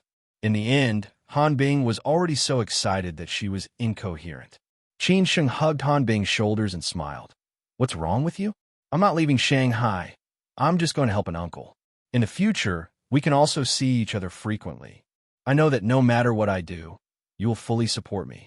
In the future, there will definitely be a lot of things that may trouble you. At that time, don't pretend that you don't know me. What are you talking about? Am I that kind of person? Han Bing was so angry that she was about to cry. Qin Sheng laughed and said, I'm joking with you. I know that you must be afraid that if you stay by my side, others will say that you live off a woman. It must be like this. Han Bing stared at Qin Sheng and said. Qin Sheng laughed and said, Miss Han, you are now a big rich woman. I can live off you. That is also my ability. I live off you with my own ability. Whoever wants to say it can say it. You are really shameless. Han Bing laughed and scolded. Qin Sheng let go of Han Bing's shoulders, stretched, and said, "What is shameless?" In this day and age, only shameless people can be successful, get promoted, get a raise, marry a fair, rich, and beautiful woman, become a CEO, and walk to the peak of life. Don't think that I will forget that you want to leave me just because you made me laugh. Since you have already decided, then I will not stop you. But in the future, if I need anything, with just a phone call, you must come immediately. You cannot refuse. Han Bing put her hands on her waist and said with an unreasonable look. Qin Sheng said casually, "Okay, no problem. I will definitely listen to the leader. That's more like it." Han Bing snorted. She could only do this. She wanted Qin Sheng to stay by her side, but she also knew that she could not keep him because Qin Sheng was not a house sparrow, but an eagle soaring in the sky. No one could stop him from moving forward. Han Bing went upstairs to change her clothes and prepare to go to the company. Qin Sheng returned to the villa, called Hao Lei and Chang Baji over, and told them about his arrangements. After the Han family's matter was completely over, if they were willing to stay in Shanghai, then he would talk about it in detail. If they were not willing to stay in Shanghai, then there was no need to say anything. Chapter 39. No regrets? Begging for monthly votes, begging for collection. The first was fate, the second was luck, the third was geomancy, the fourth was to accumulate virtue, the fifth was to study, the sixth was to be famous, the eighth was to worship the gods, the ninth was to make friends with nobles, and the 10th was to keep in good health. Many people knew about this saying, and many people had studied it. Many people believed it, while others did not. The interesting thing was that the more mediocre people were, the more they did not believe it. However, those big shots who had reached the pinnacle of life firmly believed it. Qin Sheng remembered that his grandfather had told him this saying when he was young. He said that reading from front to back meant one thing, and reading from back to front meant another. If one's innate conditions were good, then he could start from front to back, and his life would be smooth sailing. However, if one's innate conditions were not good, he should not be disappointed. He could choose to do things that people could do, such as accumulate virtue, study, worship the gods, make friends with nobles, and keep in good health. If he did these things well, he would gradually change those innate conditions. This was called man can conquer nature. Qin Sheng had innate conditions, but his innate conditions were not enough. Therefore, he chose to do things that he could do, such as accumulate virtue, study, worship the gods, and keep in good health. As for making friends with nobles, Qin Sheng had met many kinds of nobles over the years. Some were the connections and favors that his grandfather had left for him, and some were met by himself. Jiang Xianbang was also considered a noble, but this was an innate condition. It was a favor left by his grandfather. In the beginning, Qin Sheng somewhat rejected it, but now he had thought through a lot of things. A person's life was only for 100 years. If he was too stubborn, it would be difficult for him to achieve great things. His grandfather was his only relative. These were the paths that his grandfather had paved for him. Why should he not use them? Those so-called big shots who started from scratch also relied on the help of nobles to get to the top step by step. Who could rise to the top just by fighting alone? Jiang Xianbang seldom went to the company, but there were a few things that needed him to handle personally. That was why Qin Sheng could catch him in the company a few times. Usually, he lived in an old foreign-style house on Middle Huaihai Road. He started his business in antiques, and always felt that living in those newly built villas was less interesting and less homely. Therefore, he bought an old foreign-style house here in the early years and spent tens of millions to decorate it, not to mention the antiques in the villa. Except for those advanced security measures, the old foreign-style house looked very ordinary from the outside, but inside, it was a different world. From upstairs to downstairs, there were paintings of famous people, bronze, porcelain, and antiques everywhere. Ordinary people definitely could not live here, because the Yinqi was too strong. But Jiang Xianbang's fate was special, so he was suitable to live in this place. The old foreign-style houses nearby were basically row houses. There were very few single-family houses with gardens like Jiang Xianbang's. Most of them were tiger people who hid in the market. The foreign-style houses were separated by high walls, isolated from the downtown. After Qin Sheng's Mercedes-Benz arrived at the gate, the security guard opened the gray electric gate. Qin Sheng parked the car in the garage and was let in by the servant. Before he entered the house, he heard the laughter inside.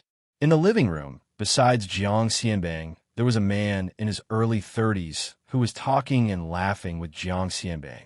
There was also a beautiful woman brewing tea next to them. Qin Sheng did not know whether to laugh or cry.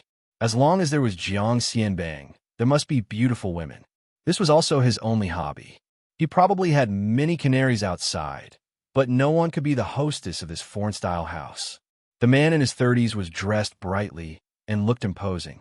Otherwise, he would not be able to sit on the same level as Jiang Xianbang.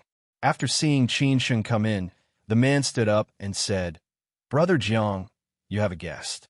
Then I'll leave first. I'll ask you out for a drink another day. Why are you in such a hurry? Let's have lunch together." Jiang Xianbang asked him to stay out of courtesy. The man shook his head and said, "I have an appointment with a few elders of my wife's family at noon. I can't do it today. I won't be polite with you." "Okay, I won't see you out. Let's get together another day." Jiang Xianbang did not insist.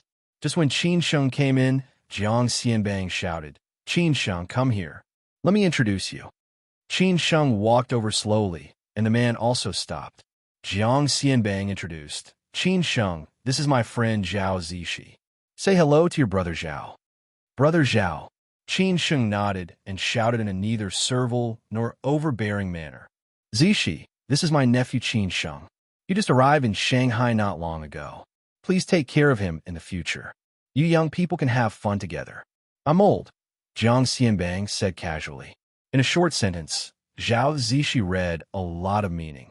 First of all, Qin Sheng was Jiang Xianbang's nephew. Second, Jiang Xianbang introduced him to him, which meant that they were very close, not distant relatives. Finally, he wanted him to help him, which meant that this young man was very important to Jiang Xianbang. "Brother Jiang, you are too polite. Take care of me. Don't talk nonsense. Qing is the daughter of my old friend. After her father died, she has been living with me. She is half my daughter. You have to call her sister." Jiang Xianbang frowned and scolded. Qin Sheng was a little annoyed with his taste. He quickly got up and said, "Sister Qing, I am sorry. I was presumptuous. Don't be angry. It's okay." Qing shook her head. Obviously, she would not lower herself to Qin Sheng's level. Then she said to Jiang Xianbang, "Uncle, I am going to school." She was a teacher at the Shanghai Conservatory of Music, not far away. She still had 2 classes in the afternoon, so it was time to go out. "Go, be careful on the road. Will you come back for dinner tonight?" Jiang Xianbang looked at Qing lovingly, without any distracting thoughts. He sometimes had no bottom line, but he valued brotherhood very much. Most of their descendants were taken care of by him, and every year, he would take time to visit their graves. Qing smiled and shook her head. "No, I have to go to my best friend's house tonight." "Okay, call the driver to pick you up," Jiang Xianbang said softly. Qing nodded and said yes. Then she picked up her bag and left the house. "What do you think? My old friend's daughter is not bad, right? Do you want me to introduce her to you?" After Qing left, Jiang Xianbang laughed. He had been looking at Qin Sheng's eyes. Obviously, Qing had amazed him. Qin Sheng was stunned. "Ah, you're pushing your old friend's daughter into the fire pit. I have no house and no car. How can I be a match for such a fairy?" "You are right. I was just joking." Jiang Xianbang shrugged. Qin Sheng directly cursed. "What the F***CK?" Jiang Xianbang laughed out loud. To be honest, he really felt that ordinary people were not worthy of Qing. Those who had seen Qing were not just 1 or 2 of them. The fathers of those boys took the initiative to propose marriage, which family did not have a flourishing background. But Jiang Xianbang would not let Qing go to such a family. He knew Qing's character, and in such an environment, she would not be happy. In fact, to put it bluntly, he still saw Ching Er's intention. As long as she liked it, it was fine. Even if the man she liked was a beggar, he would also let that man have a place in Shanghai. Say it. You don't come to me without a reason. Why are you looking for me today? If you say you are here to thank me, I will not believe you. Jiang Xianbang lit his cigar. Usually, when Ching was around, he did not dare to smoke. This girl always scolded him. Qin Sheng smiled and said, I told you just now. I forgot. Say it again. Jiang Xianbang curled his lips. Qin Sheng smiled and said, I want to find you to make a living. Jiang Xianbang thought about it. Naturally, he knew what Qin Sheng meant. He did not expect Qin Sheng to agree. But he still asked seriously, Is the Han family not good? Yes, but not suitable for me. Qin Sheng said honestly, You have decided? Do you regret it? No. Chapter 40. The Past. Jiang Xianbang was an orphan since he was a child. He had no parents, no children, and grew up eating the food of hundreds of families. When he was 8 years old, he met a man of the lower class and was adopted as a son. From then on, he did the disgraceful business of digging graves and slowly learned a lot of real skills. After taking care of the man and sending him off, he officially inherited this so-called business. But Jiang Xianbang was smart, and his brain was particularly flexible. He took a shortcut and became bigger and bigger. When he was in his early 30s, they encountered a big deal, which absolutely made everyone rich instantly. Someone in his core team finally had a disloyalty and killed the other 4 people except Jiang Xianbang at that time. These people were old friends who had followed him for many years. When Jiang Xianbang was 30 years old, he no longer did things by himself. He was only responsible for contacting customers or being a cultural relic dealer. Jiang Xianbang, who was lucky enough to escape, found someone to kill the disloyal brother. After burying the 5 old fellows who had been with him for more than 10 years, he washed his hands of the business. But Jiang Xianbang believed in karma. If he did not do this kind of thing, he did not know what else he could do. He was even more afraid of retribution. So he visited Mingchuan and spent a lot of money to find a master. Finally, he met Qin Sheng's grandfather in Zhongnan Mountains and visited the old Taoist priest in Leguantai, which showed him a clear path. From then on, Jiang Xianbang came to the Yangtze River Delta. Relying on the good things and funds in his hands, he made a lot of friends and was lucky to meet a few noble people. From then on, his career became more and more smooth. But Jiang Xianbang was very low-key. In the past 20 years, he had accumulated a lot of good karma for himself, but he had never dared to get married, let alone have children. Now that Jiang Xianbang was over 50 years old, his biggest headache was who would inherit his family business. Over the years, he had cultivated a lot of young people, but there were only a few who could really catch his eye. They were either too shrewd, too small, or limited ability, and so on. In short, he had not found a satisfactory candidate. As for Qing Er, he had never thought about it. Not to mention Qing Er's character, because he was too low-key, outsiders did not understand his things. A woman could not bear these things at all. Moreover, he only hoped that Qing Er could live a normal life, just like Qin Sheng hoped that Han Bing could enjoy life in her own way. Why? Because once they chose this path, they would definitely not live a comfortable and happy life.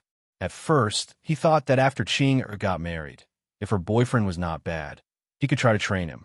However, this girl never had the intention to get married. Jiang Xianbang never thought about forcing her. Later, he thought that the boyfriend Qing Er found would definitely not be the kind of young man he liked, so he could only give up. Therefore, Jiang Xianbang completely gave up on this matter later. He felt that he should let nature take its course. There would be no result if he was too stubborn. Until he met Qin Sheng a few years ago. When Jiang Xianbang first met Qin Sheng, it was in the courtyard near Leguantai in Zhongnan Mountains. There were no walls in the courtyard, only 2 old houses with green bricks and gray tiles. There was only one family nearby. There was a village further away. The courtyard was full of flowers, grass, and various vegetables. There were also 2 locust trees that were the most common in the rural areas of Guangzhou. It was a hot summer. At dusk, under the locust tree, an old man was lying on a recliner, holding a cattail leaf fan in his hand, closing his eyes to rest and listening to Peking opera. A 5 or 6-year-old child was holding a branch in his hand, playing the so-called sword moves naughtily. He was even shouting Li Bai's chivalry. After reciting the poem, he kept repeating the sentence, 10 steps to kill, 1,000 miles to leave no trace. Unfortunately, he fell down in the end. After getting up, he looked back at the old man and found that the old man did not see him. He patted the soil and continued to play. There was a Chinese rural dog and a few old hens beside him. This scene was very harmonious. Jiang Xianbang felt that this was the life he wanted the most when he was old. He did not know if he was tired or thirsty, but he walked in the courtyard inexplicably. As for the rest of the story, needless to say, that was the first time he saw Qin Sheng. After that, he never went to see the old man again. It was not that he did not want to go, but the old man said that there was no need to come again. Even if he came, he would not be able to see him.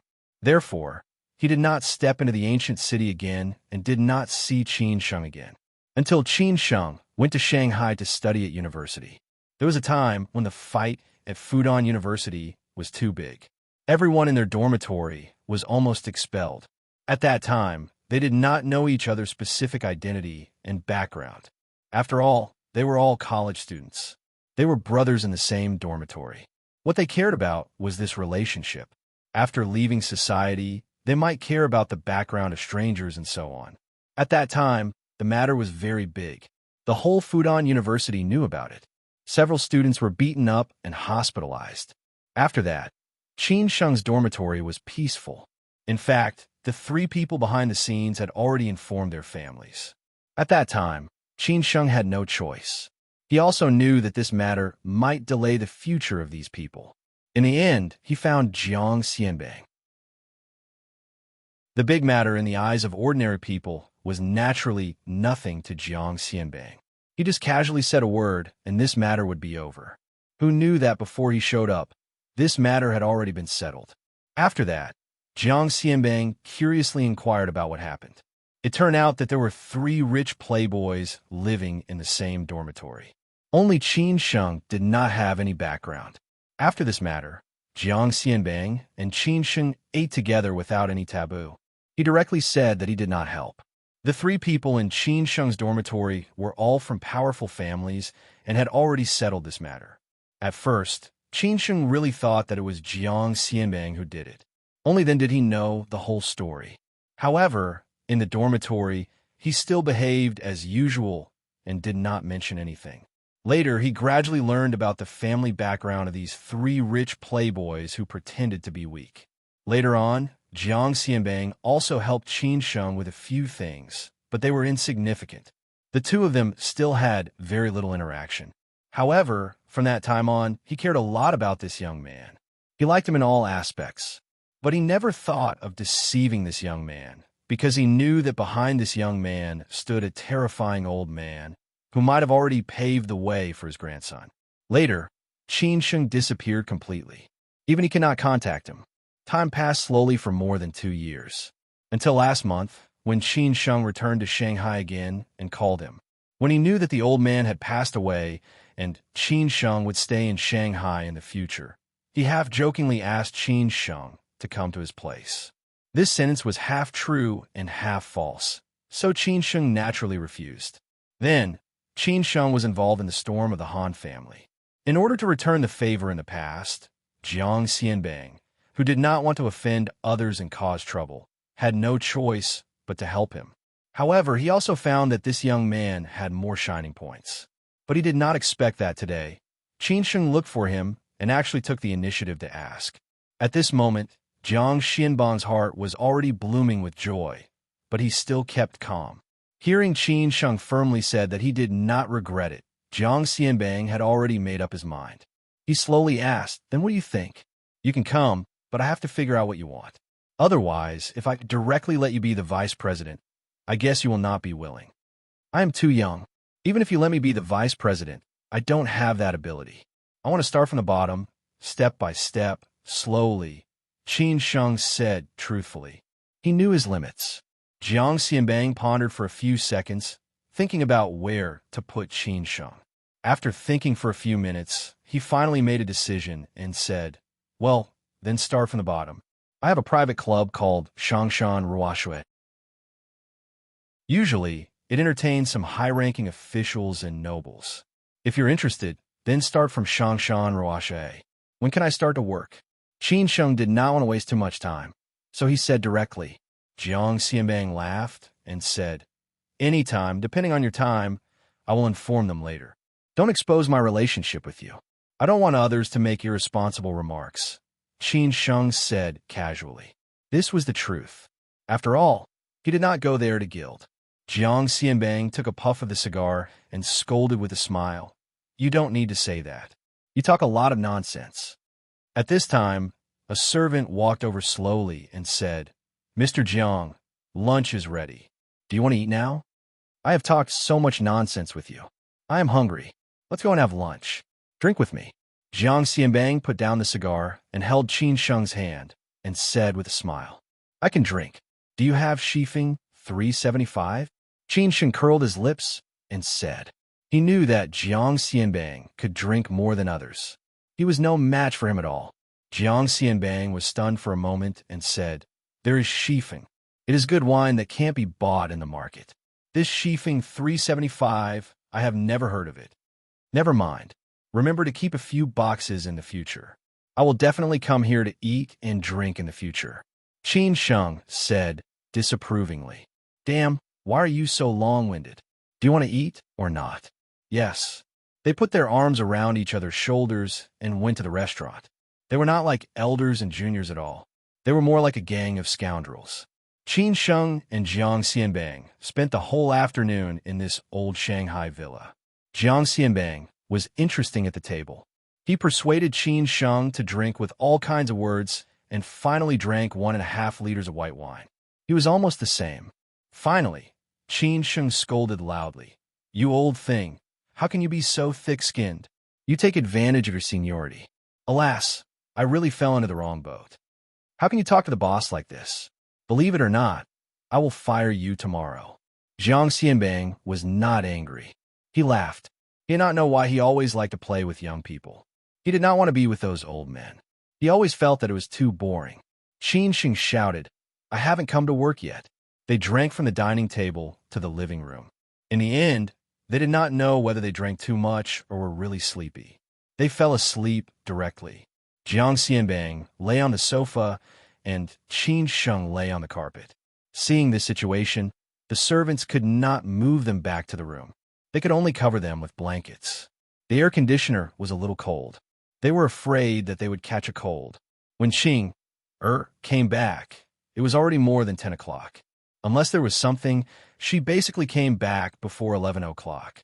She never let her uncle worry. But the scene in the living room made her look surprised.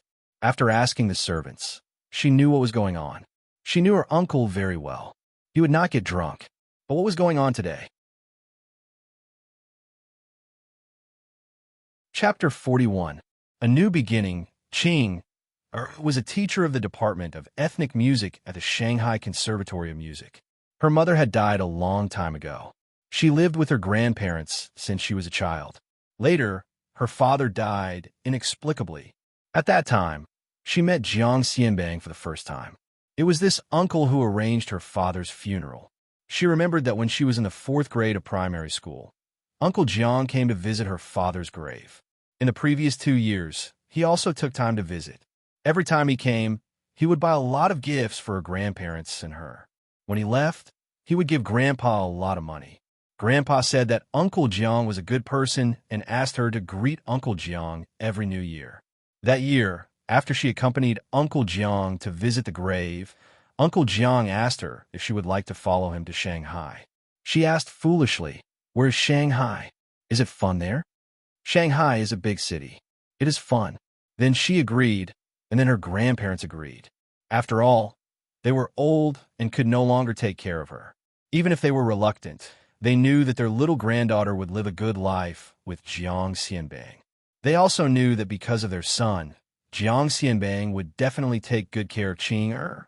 So, Qing followed Jiang Xianbang to the big city of Shanghai. When she came to Shanghai, she was shocked by the city. It was far more lively and prosperous than their small county. She was sent to the best aristocratic school in Shanghai and began to get in touch with all kinds of new things. When she was a child, her father liked to listen to those Guqin, Guzheng, Pipa, and so on. Uncle Jiang also liked to listen, so she told Uncle Jiang that she wanted to learn. Jiang Xianbang loved his daughter very much and naturally agreed. He did not expect that the girl was very talented in music and went further and further on this road. She stayed in Shanghai for college and graduate. She did not want to go too far. She knew that Uncle Jiang had no wife and children, so he needed someone to take care of him. She had regarded herself as Uncle Jiang's daughter. Uncle Jiang liked to drink tea, so she learned tea art. During that time, Uncle Jiang liked to listen to piano music, so she began to learn the piano. As long as Uncle Jiang liked it, she was willing to learn. Qingnoi's temperament was very indifferent, and because of this, her temperament became more and more extraordinary and refined, more and more otherworldly. This was also the place that gave Jiang Xianbang a headache, because he really did not know what kind of man would be able to match up with this silly girl. After asking a few servants, Qing knew that he should wake up soon, so she ran to the kitchen and made 2 bowls of sour noodle soup. Uncle Jiang was used to eating a bowl of sour noodle soup after he woke up. Her cooking skills had long been excellent. She put on an apron and tied up her hair. It was hard to believe that such an otherworldly beauty was cooking. Perhaps in the eyes of all men, such a woman was only suitable for brewing tea and talking about the zither.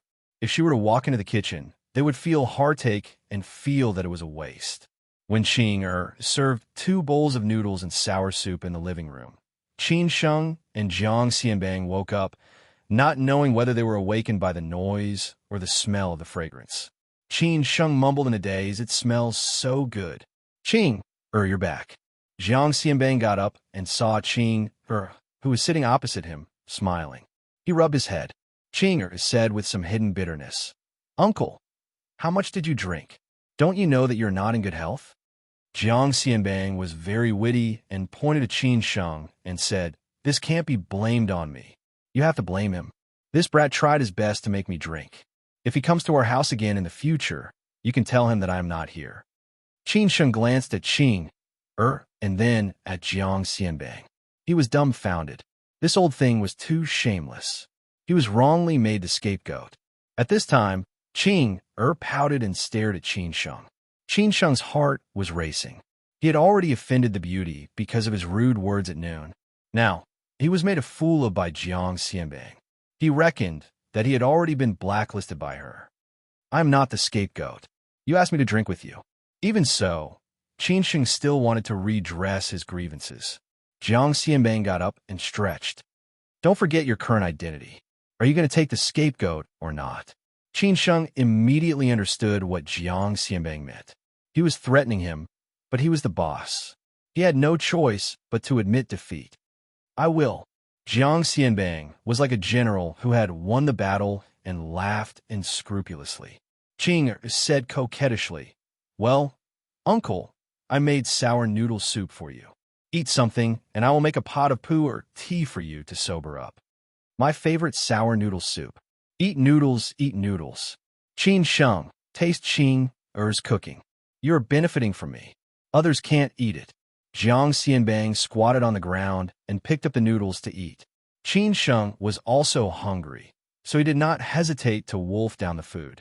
The old and the young were really interesting. After a while, a bowl of noodles was finished by Qin Sheng. Qin Sheng even drank up the soup. He said happily, "Delicious, really delicious. The sour and spicy are just right. Do you want more?" "There is more in the kitchen." Qing asked out of politeness, who knew that Qin Sheng was very shameless and said, "Yes, of course, put more chili." The servant next to him immediately took the bowl and filled another bowl for Qin Sheng. Jiang Xianbang laughed and scolded, "You really don't treat yourself as an outsider." After 2 bowls of sour noodle soup, Qin Sheng was completely full. He drank tea for a while and finally recovered. Then he was ready to leave. Jiang Xianbang wanted him to stay here tonight. Qin Sheng said that he had to go back and he would go to work on time tomorrow. At the dinner table, Jiang Xianbang had already said hello and gave Qin Sheng the mobile phone number of the person in charge of Shangshan Ruashui. Qin Sheng could directly contact him tomorrow morning. Unless there was really an emergency, the car was left here by Jiang Xianbang. He asked the driver to send it to Qin Sheng tomorrow. Qin Sheng took a taxi and left. The city was very big.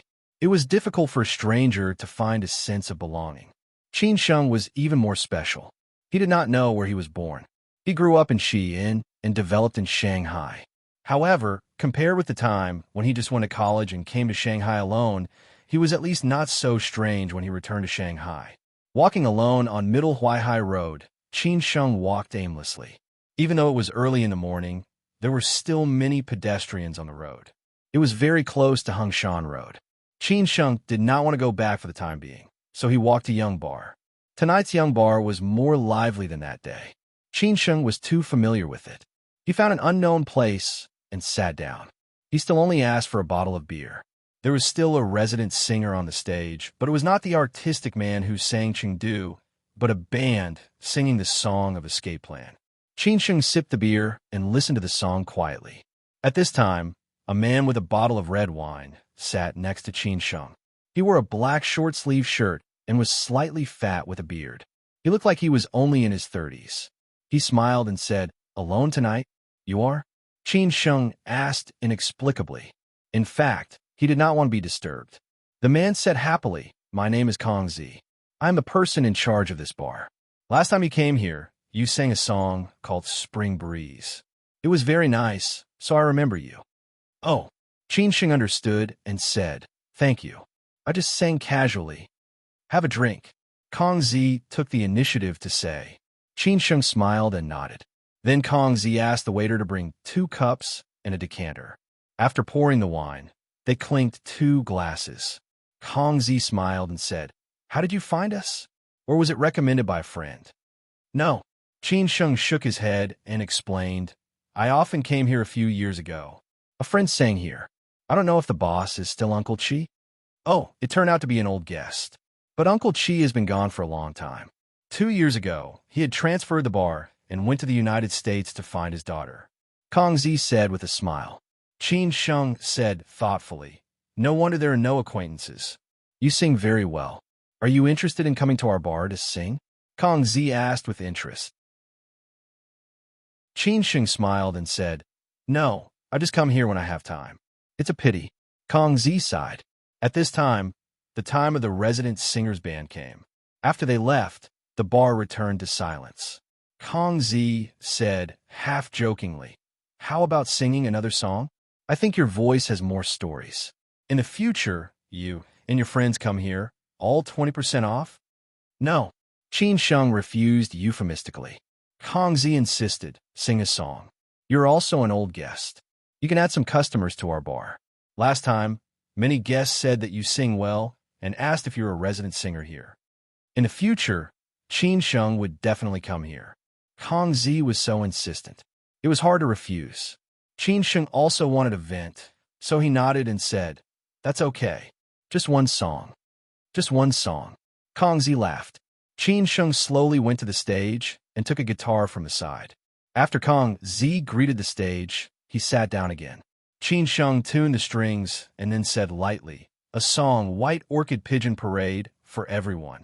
Kong Zi took the lead in shouting. Several guests who happened to hear Qin Sheng's Spring Breeze last time also shouted when they saw Qin Sheng. When Qin Sheng went to the stage, Kong Zi picked up the phone and dialed a number. When it was connected, he whispered, "Boss, he is here again. He is ready to sing. Do you want to listen?" "Open the video," a woman's gentle voice said. Kong Zi hung up the phone, took the initiative to dial the video, and then faced Qin Sheng. Qin Sheng cleared his throat and began to sing. There was no need for a band, a guitar, and a person. It was quiet. "I came to a strange place from afar. It was as if it had been asleep for countless years. I will come to this place at all costs, looking around. All the spring scenery is no longer ordinary. Time flies like water. Yesterday's road is already very far. White orchid pigeon, flying over the moment the rainbow crossed. She's far away. Don't stop chasing her. White orchid pigeon, flying over the gorgeous world like water until you have everything or flying to the north. It was still a folk song, still that kind of taste, still so vicissitudes. A man without a story naturally could not sing this kind of feeling. After a song was sung, from quiet to lively, everyone cheered and applauded. However, Qin Sheng did not like lively. This song was just a portrayal of his mood at this time. So when he returned to his seat, he only had a drink with Kong Zi, and then left the bar. The woman on the other side of the phone was no one else but Su Qin. He pursed his lips and giggled. No one knew what he was laughing at. When Qin Sheng returned to Thompson Golf Villa, everyone else had already fallen asleep. Qin Sheng did not disturb others and went straight back to his room to sleep. The next morning, Qin Sheng got up early and did not eat breakfast. After saying hello to Han Bing and others, he left in a hurry. Chapter 42. Shangshan Ruoshui. The city of Shanghai had never been quiet. The pace of life here was very fast. Qin Sheng was trying to adapt to this kind of pace. If he wanted to stand out in this city, apart from talent, he also needed to be 200% hardworking. This was because there were too many elites gathered here. Most of them not only had talent and background, but they also worked even harder than ordinary people. If he did not put in more effort, how could he compete with them? Today, when he went out, Qin Sheng did not drive again. He was also prepared to move out of Tangqing Golf Resort and would not live in Shermao Riviera Garden. This was not in line with his current identity. Perhaps if he asked, Han Bing would not hesitate to give him that luxurious mansion worth tens of millions, but Qin Sheng would not accept it. A man must use his own hands to obtain everything he wanted. In addition to the sense of accomplishment brought by the result, the most important thing was to enjoy the ups and downs of the process. Yesterday, Jiang Xianbang had also roughly mentioned this man. He used to be the deputy director of a bureau in Shanghai. He had a bright career, but somehow he went into business. Unfortunately, his luck was really bad and he lost all his money. Later, he met Jiang Xianbang by chance. Jiang Xianbang felt that this man was smooth and slick, so he took the initiative to extend an olive branch. Later, after he created Shangshan Ruoshui, he let this man be in charge. These years, it has been doing very well. Jiang Xianbang valued him very much. Shangshan Ruoshui was on Sinan Road. It used to be a mansion of a famous person. It was a detached villa with a garden covering an area of about 4 acres. It was much bigger than the house that Jiang Xianbang lived in. Jiang Xianbang rented it for 20 years and built it into a pure Chinese museum-style private clubhouse. The furnishings inside were all exquisite. There were many private clubhouses in Shanghai, but there were not many top ones like Yongfu Association and Shangshan Ruoshui. Shangshan Ruoshui was very low-key, but the membership threshold was very high. Those who could come here were either rich or noble. As for those stars and nouveau riche, they were naturally rejected. Jiang Xianbang was in charge of the management, but the acceptance of members was decided by a committee composed of 6 top members. Every member who had been a full year could recommend, but there was only one recommendation every year, unless it was a senior member. All members were treated equally. As it was still early, Qin Sheng took the bus over. He had very good grasp of the time. He would not arrive too early, but he could not be late either. Time was a very subtle thing, but it could also read a lot of meanings. The reason why most of the awesome Tiger Men could succeed was because they had an epiphany on things that ordinary people thought were not important, and the results were amazing. The subway in Shanghai was very prosperous, and it had the most developed lines in the whole of China. However, Qin Sheng still liked to take the bus, especially the bus in the morning, where he could quietly enjoy every scenery of the city. Walking to the entrance of Shangshan Ruoshui, Qin Sheng was unexpectedly stopped by the security guard, who asked him who he was looking for. Qin Sheng smiled and said that he was looking for the general manager of Shangshan Ruoshui, Su Lanqing. The security guard immediately smiled and said, "You must be Mr. Qin. Manager, Su has already told you. Please go in. Manager Yuan is waiting for you. This was a tree-lined path. Shangshan Ruoshui was surrounded by a wall of green bricks and gray tiles. It was impossible to see what was going on inside from the outside. The door was often closed and would only be open when there were guests. After entering the door, a path paved with green stones led to the 4-story building in the middle. This path was only a dozen meters long, but there were 6 pairs of tall and mighty stone carvings on both sides. It was said that they were collected from various imperial mausoleums. It was indeed Jiang Xianbang style. At the front of the path was a rockery with a small bridge and flowing water. In the middle was a huge stone, on which the 4 words Shangshan Ruoshui were written in big black characters. The characters were written in a cursive script that was difficult to recognize. Qin Sheng did not know which master wrote it. Fortunately, Qin Sheng had some skills. Qin Sheng was not in a hurry to go in, but quietly observed the surrounding environment. This building was surrounded by greenery, flowers, and trees. Most of them were towering trees, and there were a few parking spaces. After walking 2 rounds outside, Qin Sheng did not meet a single person. Maybe it was because it was morning. It was only 8 o'clock, and the employees had not yet gone to work. After a while, Qin Sheng slowly walked into this small building. The expected design style was similar to that of Jiang Xianbang's single-family villa, but more exquisite and delicate. There were small feng shui patterns everywhere, and many collections and ornaments were covered with glass. You must be Brother Qin. Just as Qin Sheng was looking at a blue and white porcelain, a man in a suit and leather shoes ran over and greeted him politely. Qin Sheng replied with a smile, "I am Qin Sheng." "Hello, Brother Qin. My name is Yuan Hua, the Deputy Security Manager of Shangshan Ruoshui. Manager Su has already told me to show you around Shangshan Ruoshui if you come. He has something to do today and will only be here around 10 o'clock. Yuan Hua, who retired from the Special Forces, said in a low voice. Qin Sheng frowned slightly and said, "Around 10 o'clock? Yuan Hua said with some embarrassment. He has to go to the airport to pick up an important guest. There is a small salon in the club in the afternoon, and the guest is rushing over from Hong Kong." After Yuan Hua finished explaining, Qin Sheng finally understood. He smiled and said, "Oh, I see. Sorry to trouble you." "Not at all. This way, please." Yuan Hua bowed slightly and stretched out his hand. Qin Sheng then looked at Yuan Hua, who was in front of him. His palms were very thick, and there were many calluses on the back of his hands. Looking at the sharp edges of his face and the murderous look in his eyes, Qin Sheng could tell that Yuan Hua was a martial artist. No wonder he was the deputy security manager. Shangshan Ruoshui was not an ordinary place. Not to mention the uniqueness of this place and the respect of the guests. Just the antiques and toys here were enough to make anyone take a risk. Therefore, in the following time, Yuan Hua brought Qin Sheng around Shangshan Ruoshui in a hurry. Only then did Qin Sheng realize that there were 2 basement levels in this building. The basement level was the office and kitchen, and the basement level was the warehouse and the security area. The answer to what was in the security area was self-evident. The first floor was the reception area and the so-called exhibition area. The 3 floors above were all private rooms of different sizes. The top floor was the place where only the 6 VIP members could enter and exit. After an hour, Qin Sheng had visited all the places in Shangshan Ruoshui.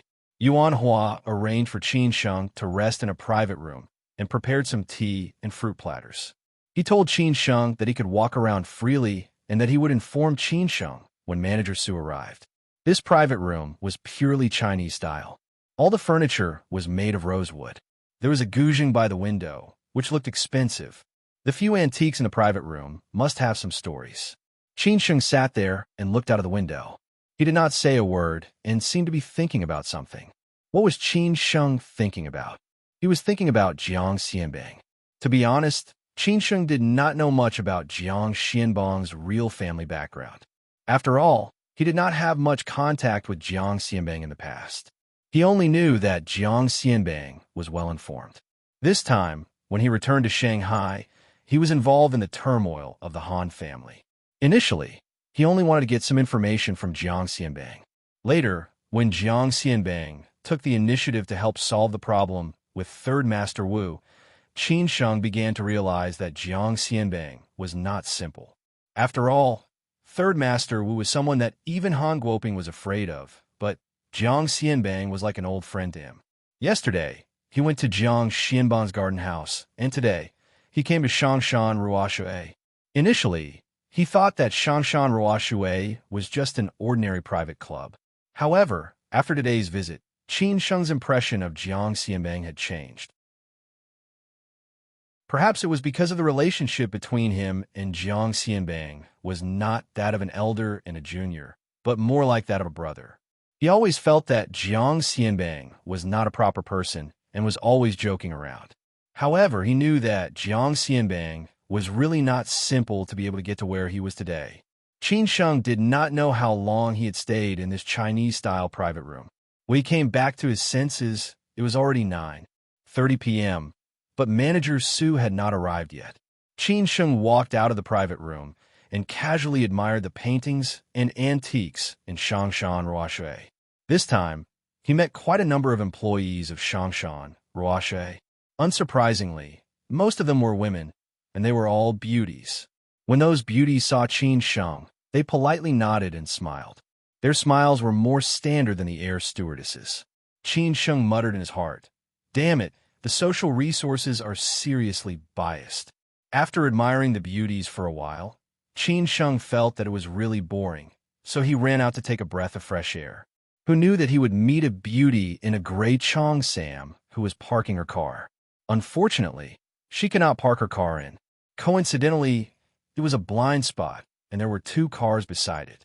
She could not get out even if she wanted to, and could not park her car in even if she wanted to.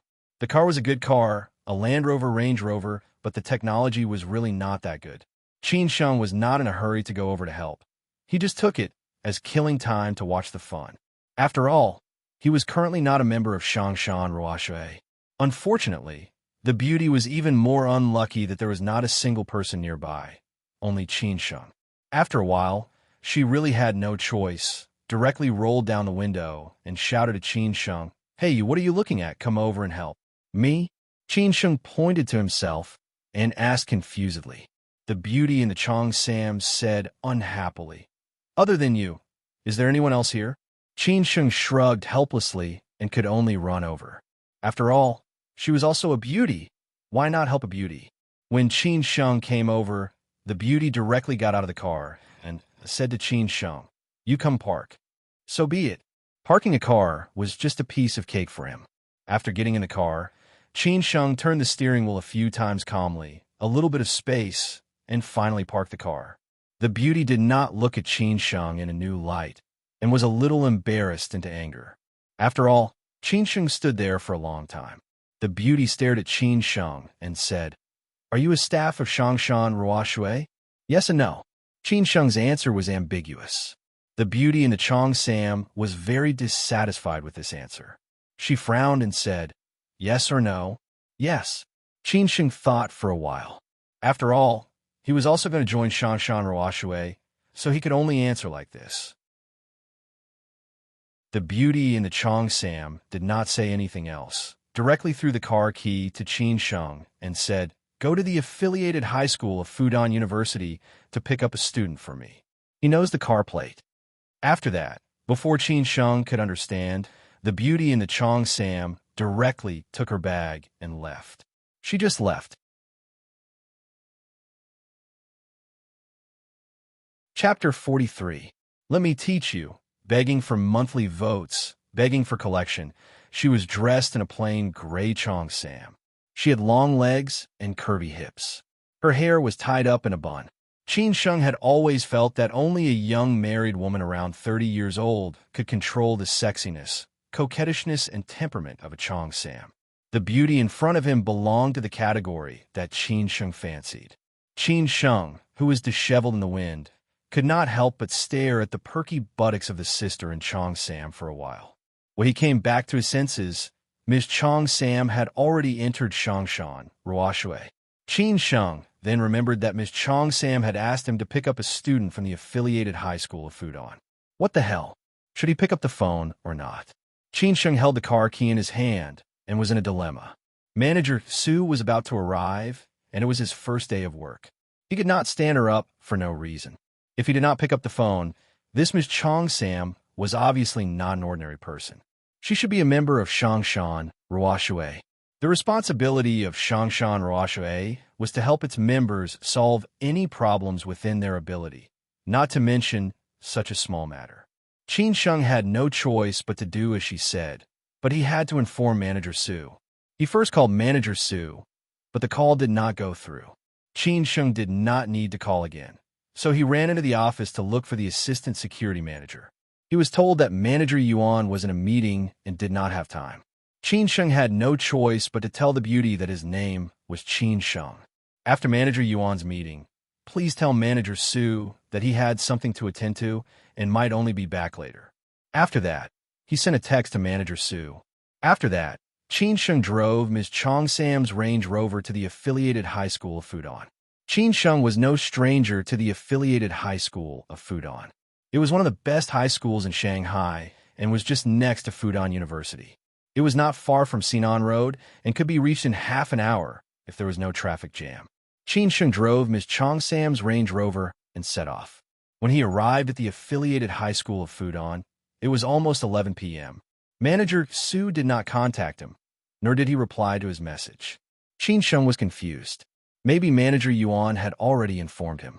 Qin Sheng parked the Land Rover opposite the high school affiliated to Fudan University. He had been waiting for a long time. Even after smoking a few cigarettes, he did not see a single student come out. He felt that today's matter was very nonsensical. They should at least leave their contact information for him. If they did not come, he would have to wait forever. Just after 11 o'clock, a bus stopped at the school gate. A group of high school students in school uniforms got off the bus in twos and threes. After a while, a student about 1.7 meters tall slowly walked towards the Land Rover Range Rover with his luggage and a backpack. Qin Sheng guessed that it was this young man. However, this young man seemed to be in a bad mood at this time. Qin Sheng was about to greet him politely, but this young man spoke first. He asked arrogantly, "Where's my aunt?" "She has something to do and asked me to pick you up," Qin Sheng said casually. "Are you her company's driver? How come I've never seen you before?" The boy asked suspiciously. Qin Sheng did not want to talk nonsense with this kind of brat. He wanted to return to Shangshan Ruoshui as soon as possible. So he said, sort of, "Get in the car, I'll send you there."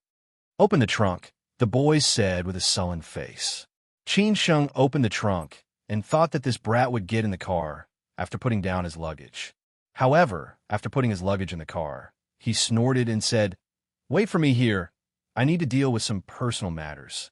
"How long?" Qin Sheng frowned slightly. He was just a brat. How could he imitate adults to talk and deal with personal matters? What business could you brats have? He did not expect that Qin Sheng just asked casually. The boy said angrily, "Why do you ask so much nonsense? It's none of your business how long it takes. You wait here for me." After saying that, the boy went directly to a community not far away. Qin Sheng was confused again.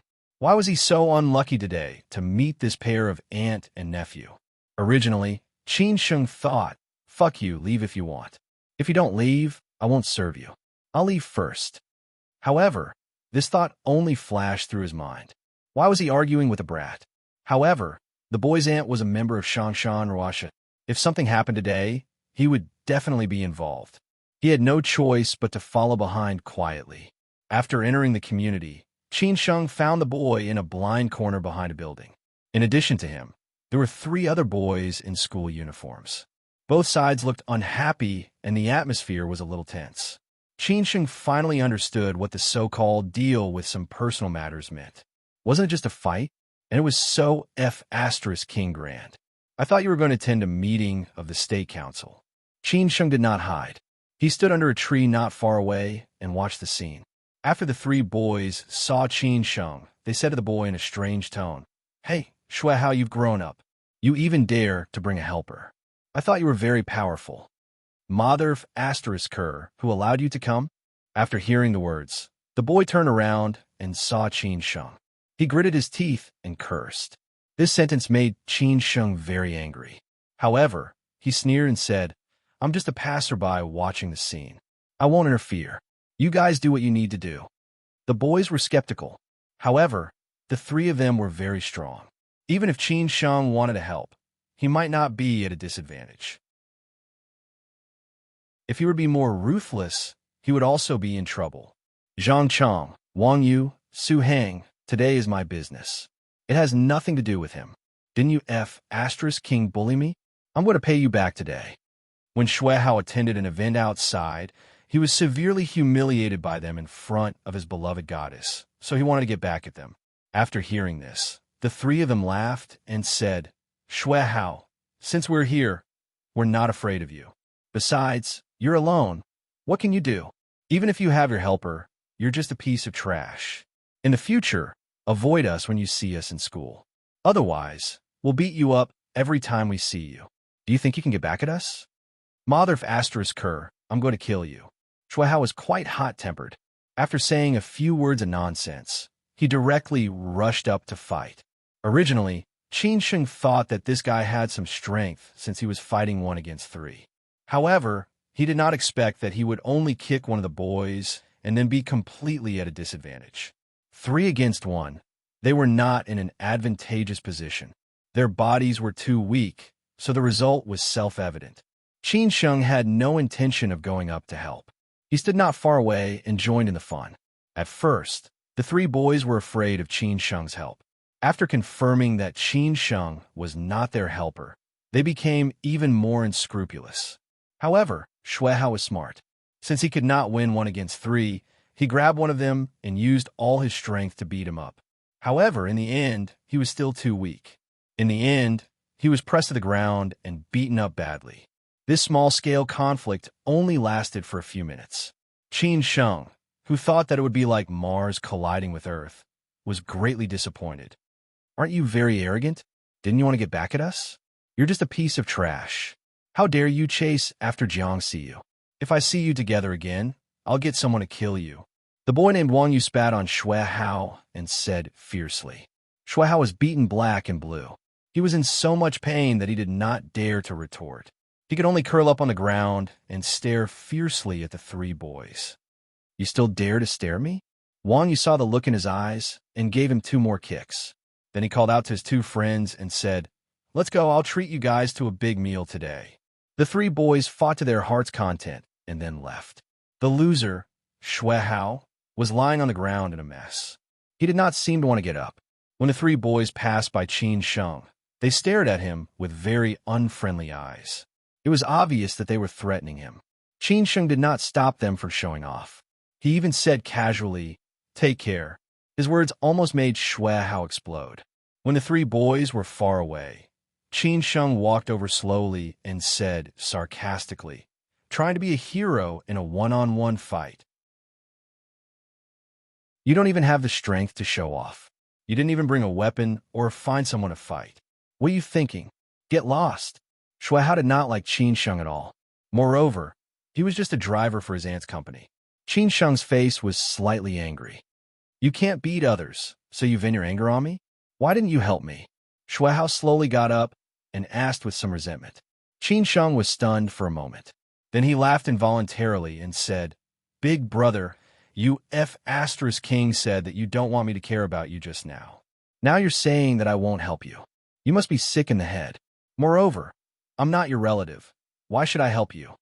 CK off, you coward. Shui Hao was a little embarrassed and angry after being humiliated by Qin Sheng.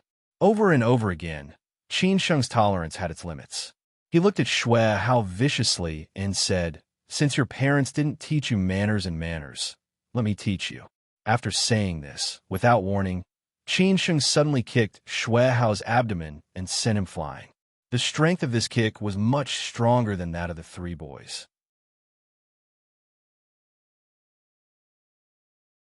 Chapter 44.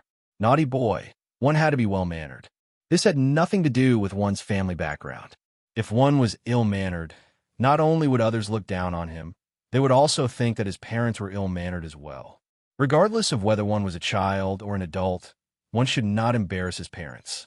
In Qin Sheng's eyes, Xuehao was an uneducated child who did not even have the most basic manners. Qin Sheng knew that Xuehao treated him as his aunt's chauffeur, which was why he was so arrogant. He thought that he was superior to Qin Sheng, or that he could make Qin Sheng lose his job with just one sentence. But let's not talk about the driver first. Even if you're facing a stranger, you should have the most basic manners. You can't open your mouth and spout vulgarities. If you encounter a hot-tempered fool who doesn't care about his life, it will be too late to suffer. Qin Sheng walked slowly to Xuehao and stared at him, who was lying on the ground in pain. I was wondering why they beat you up. You deserve to be beaten up. Xuehao could not even stand up, but he still stared at Qin Sheng viciously, as if telling Qin Sheng that he would definitely get his revenge. Don't act tough if you don't have the strength, and don't threaten others. Otherwise, if you meet someone tough, they will kill you in the cradle and never give you a second chance. For example, if I beat you up today, you can take revenge on me anytime. But if you can't kill me on the first try, I won't give you a second chance. Your aunt can drive a Range Rover and enter Shanshan Ruoshui, which means that you're not ordinary people. My life is cheap and yours is precious. So it's worth it to exchange a life for a life. Qin Sheng said casually as he lit a cigarette and squatted beside Xuehao. As for what you said about me being afraid of trouble, I am afraid of it. But it depends on the time and the situation. If you and I are friends, I will definitely help you. What's the big deal about a few students fighting? They are all rich kids, let alone a guy. They don't even dare to hit him. What's the big deal about that? Even if the four of you come at me together, I will give you 3 legs and 1 arm. You won't even be able to get close to me. Why should I help you? Anyway, I didn't hit you. I'm just here to pick you up. It has nothing to do with me, Qin Sheng said as he puffed out the smoke. I'm not the one who hit you. I'm just here to pick you up. Back in high school, Qin Sheng and Hao Lei had fought a lot with each other, mostly because of Su Qin. As the #1 campus belle of the school, there were naturally many students who pursued Su Qin. She was a high school student. After all, puberty was the first awakening of love. Who would not like a beautiful joke? Besides, they were hot-blooded and cared about their reputation and so on. They had to find something to vent their feelings. Hao Lei had always been in good health. Qin Sheng had been practicing since he was a child. They could be said to have fought all over the high school, and they had even fought with those gangsters outside. In the end, everyone was afraid of them. But at that time, students would at most call more people to fight. Few would use their family connections. Qin Sheng's words made Xuehao fall into deep thought. This was the first time he had met someone like this. It did not count when he was in school. If he was at home, people would flatter him. But today, this driver did not take him seriously and even gave him a hard kick. Although Xuehao hated Qin Sheng, he did not want Qin Sheng to look down on him. He struggled to get up and kept rubbing his stomach. Finally, he felt better. There were some scratches on his face, but nothing serious. He was covered in dust and looked very embarrassed. Qin Sheng controlled his strength to make sure that nothing would happen. Otherwise, he would only be asking for trouble. Let me have a smoke. Xuehao was not in a hurry to get back at Qin Sheng. In fact, he was not a spoiled brat. It was just that he had been bullied and humiliated by these 3 students during this event. Most importantly, it was in front of the girl he liked. Qin Sheng stared at him and said, "Why do you smoke? You don't learn the good. If you don't let me have a smoke, I'll tell my aunt that you hit me." Xuehao threatened. He regretted it immediately, afraid that Qin Sheng would hit him again. Qin Sheng also smoked in high school, so he did not have any problem with this. However, he was really afraid that this guy would tell his aunt. From what he said, as long as he gave him a cigarette, he would not tell his aunt. Qin Sheng immediately gave him a cigarette and even threw the lighter to him. Xuehao lit it skillfully. Apparently, he was not a newbie. Kids nowadays matured early. They could smoke, drink, and flirt with girls. "What's your name?" Xuehao asked after a few puffs. Qin Sheng said casually, "Qin Sheng. You're definitely not my aunt's driver. First, I've never seen you before. Second, the driver would not dare to hit me even if he had 1,000 guts." Xuehao calmed down. Qin Sheng said sarcastically, "Yo, it seems that you have a bit of intelligence. Those who can study in the affiliated high school of Fudan are definitely not stupid, unless you paid for it. Are you good fighting? Shuai ignored Qin Sheng's sarcasm and asked with interest. Qin Sheng squinted and said, "Why? You want my help? Weren't you very pretentious just now?" "I was in a fit of anger just now. Don't take it to heart. I'll apologize to you first." "I'm sorry."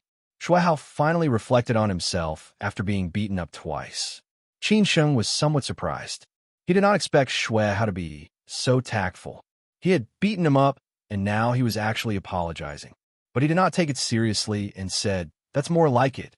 You haven't answered my question. Are you good fighting, or are you just bluffing?" Shuai said deliberately. Qin Sheng said disdainfully, "Don't provoke me. It's just a fight.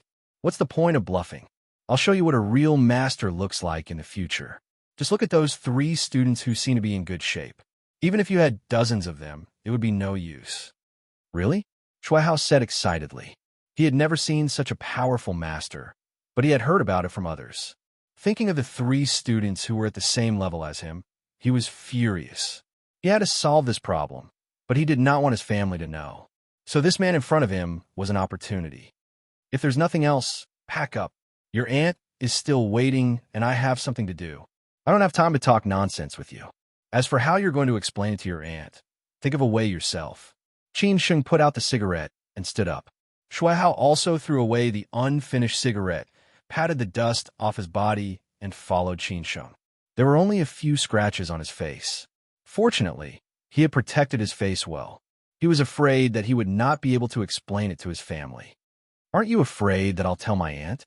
Shuai threatened again after they got in the car. Qin Sheng said disapprovingly, "Don't play your little tricks. Do you really think I don't know what you're thinking? Let's not talk about whether I'm afraid or not. The main thing is that you're not someone who gives up easily. You'd rather solve this kind of problem yourself than tell your family. Maybe you're afraid that your family will punish you." Shuai seemed to have been seen through. He looked dejected and said, "You're good. I'll let you go this time. But you hit me. I'll remember this. You can remember whatever you want. If you really want me to help you, then think about what bargaining chips you have to trade with me. I'm not a person who makes a loss." Qin Sheng had nothing better to do, so he teased Shuai. Shuai was deep in thought. He really took Qin Sheng's words seriously. What bargaining chips could he have? Even if he gave Qin Sheng money, he did not have any money. He only had a few thousand yuan of pocket money. What should he do? Suddenly, Shuai had an idea. He had to sacrifice his own child to trap the wolf.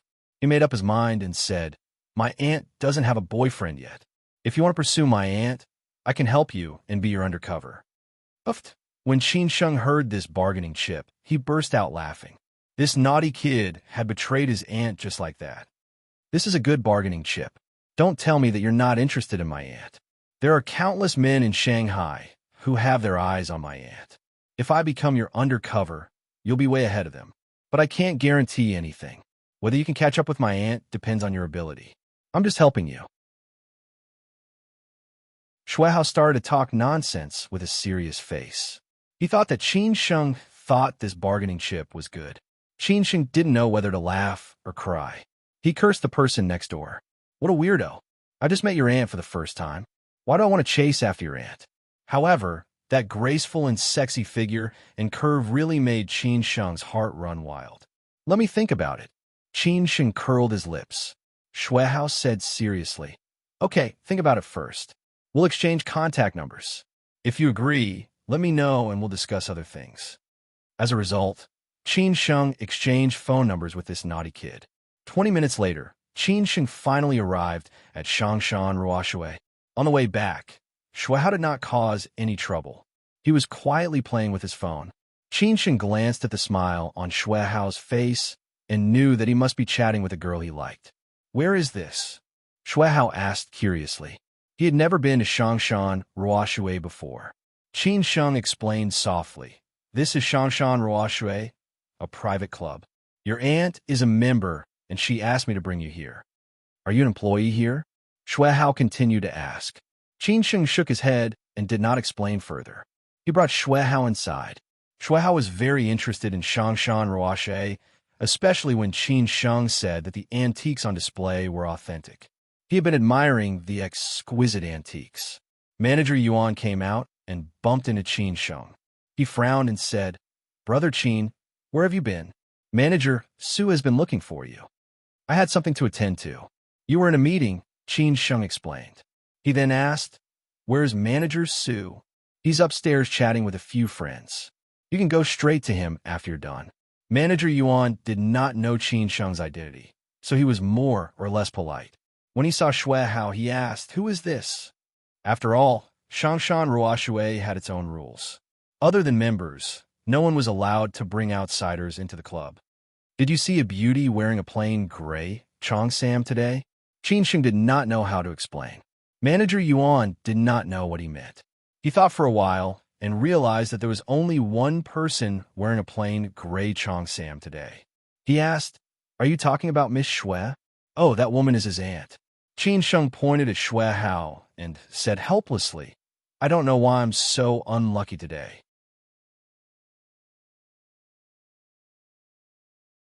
Chapter 45. Everything was unknown. Qin Sheng woke up early in the morning, ready to start a new life. Who knew that he would bump into Ms. Chongsam first, and then her weird nephew? He had been delayed for so long. How could he not complain? But who knew that Ms. Chongsam would appear just as he was complaining? Qin Sheng had many strengths, one of which was a good memory. Hearing this coquettish voice, he only had 4 words in his mind. What a coincidence! Did he not check the almanac before going out? Yuan Hua knew Ms. Chongsam. Obviously, Qin Sheng guessed correctly. Ms. Chongsam was a member of Shangshan Ruoshui. As an employee who was about to enter Shangshan Ruoshui, Qin Sheng did not dare to offend her. His face changed from gloomy to joyful. He turned around with a cheeky smile and said, "Miss Xue, I've done what you asked me to do. I brought Xue Hao here." Ms. Chongsam walked slowly towards Qin Sheng with elegant steps. She stared at Qin Sheng coldly and said, "Thank you, but you have to explain what happened to you first." Xue Hao, who was standing at the side, was gloating at Qin Sheng's misfortune. He had been suppressed by Qin Sheng earlier. Not only did he mock him, he was also kicked. He thought that Qin Sheng was a tough guy, but he was still a coward in front of his aunt. "Oh, the traffic was too bad. I should have come back earlier, so I was delayed for so long. I was afraid that you would be angry." Qin Sheng thought quickly and came up with an excuse. Yuan Hua was only the assistant security manager and could not say anything in front of Ms. Chongsam. Ms. Chongsam was one of the 6 VVIP members. He wanted to help Qin Sheng, but he could not. This explanation was reasonable, but Qin Sheng did not help on purpose this morning, so Ms. Chongsam wanted to tease him. But before she could say anything, the person in charge of Shangshan Ruoshui, Su Lancheng, came out and said calmly, "Qin Yin, do you know Qin Sheng?" Yuan Hua said respectfully, "Manager Su." Su Lancheng waved his hand and gestured for Yuan Hua to go about his business. Yuan Hua looked at Qin Sheng calmly, smiled, and nodded before leaving. "Sort of, Ms. Chongsam," Xue Qin Yin said with her eyes narrowed. Qin Sheng's name was ordinary, and his appearance was also ordinary. Xue Qin Yin instantly lost interest in him. At this moment, Qin Sheng's interest was no longer on Ms. Chongsam, but the person in charge of Shangshan Ruoshui, Su Lancheng. He was in his 40s, with short hair, a square face, angular features, deep eyes, and a well-proportioned figure. He was not as fat as most middle-aged men. Judging from his figure, he should be working out regularly. Otherwise, he could be a model if he wore this branded suit. "Manager Su." Qin Sheng greeted him with a nod. Su Lancheng just smiled. His attention was still on Xue Qin Yin. Facing every member of Shangshan Ruoshui, Su Lancheng would be respectful and conscientious. He would never be arrogant and only treated himself as a butler, serving every member. Otherwise, Jiang Xianbang would not put him in such an important position. "Xue Hao, what happened to you?" Xue Qinyin pointed at the scratch on Xue Hao's face and asked. She then turned to look at Qin Sheng. Xue Hao smiled cheekily and explained, "It's nothing. I fell down when I was playing with a classmate and got some scratches." "Really? Shui Qingyin said doubtfully. However, Shui Hao rarely caused trouble.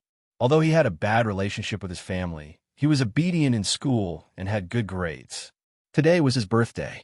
His father had gone to Beijing for a meeting, and his mother had gone to Hong Kong for a business trip, leaving him alone. Shui Qingyin had asked Qin Sheng to pick him up to celebrate his birthday together. Shui Hao held Shui Qingyin's arm and said, "Aunt, when have I ever lied to you? Qin Sheng, take how to treat his wound. Don't let it get infected." Su Lansheng had already noticed the arrival of the guests outside. He immediately told Qin Sheng to take Shui Hao away with this excuse. Shui Qingyin also understood what Su Lansheng meant. She said softly, "Go and treat your wound first. I'll come to you later. Let's go." Shui Hao shouted at Qin Sheng proudly. Qin Sheng had no temper and could only follow him dejectedly. Outside Shangshan Ruoshui, an old man in his 70s or 80s was staggering in. Su Lansheng and Shui Qingyin quickly went out to greet him. They did not dare to be negligent. Jiang Xianbang would also come later. Qin Sheng did not know where to go. After asking an artist, he found out that Shangshan Ruoshui addressed the female waiters as artists and the male waiters as childs. This was quite interesting. Qin Sheng did not know this yet. If he knew, he would definitely curse at Jiang Xianbang. "Hey, didn't you say you were not an employee here? So you were fooling me. I thought you were very capable." Shui Hao, who was full of vitality, started to fight back.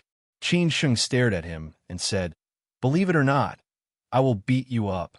To be honest, I really don't believe it. Try and touch my finger."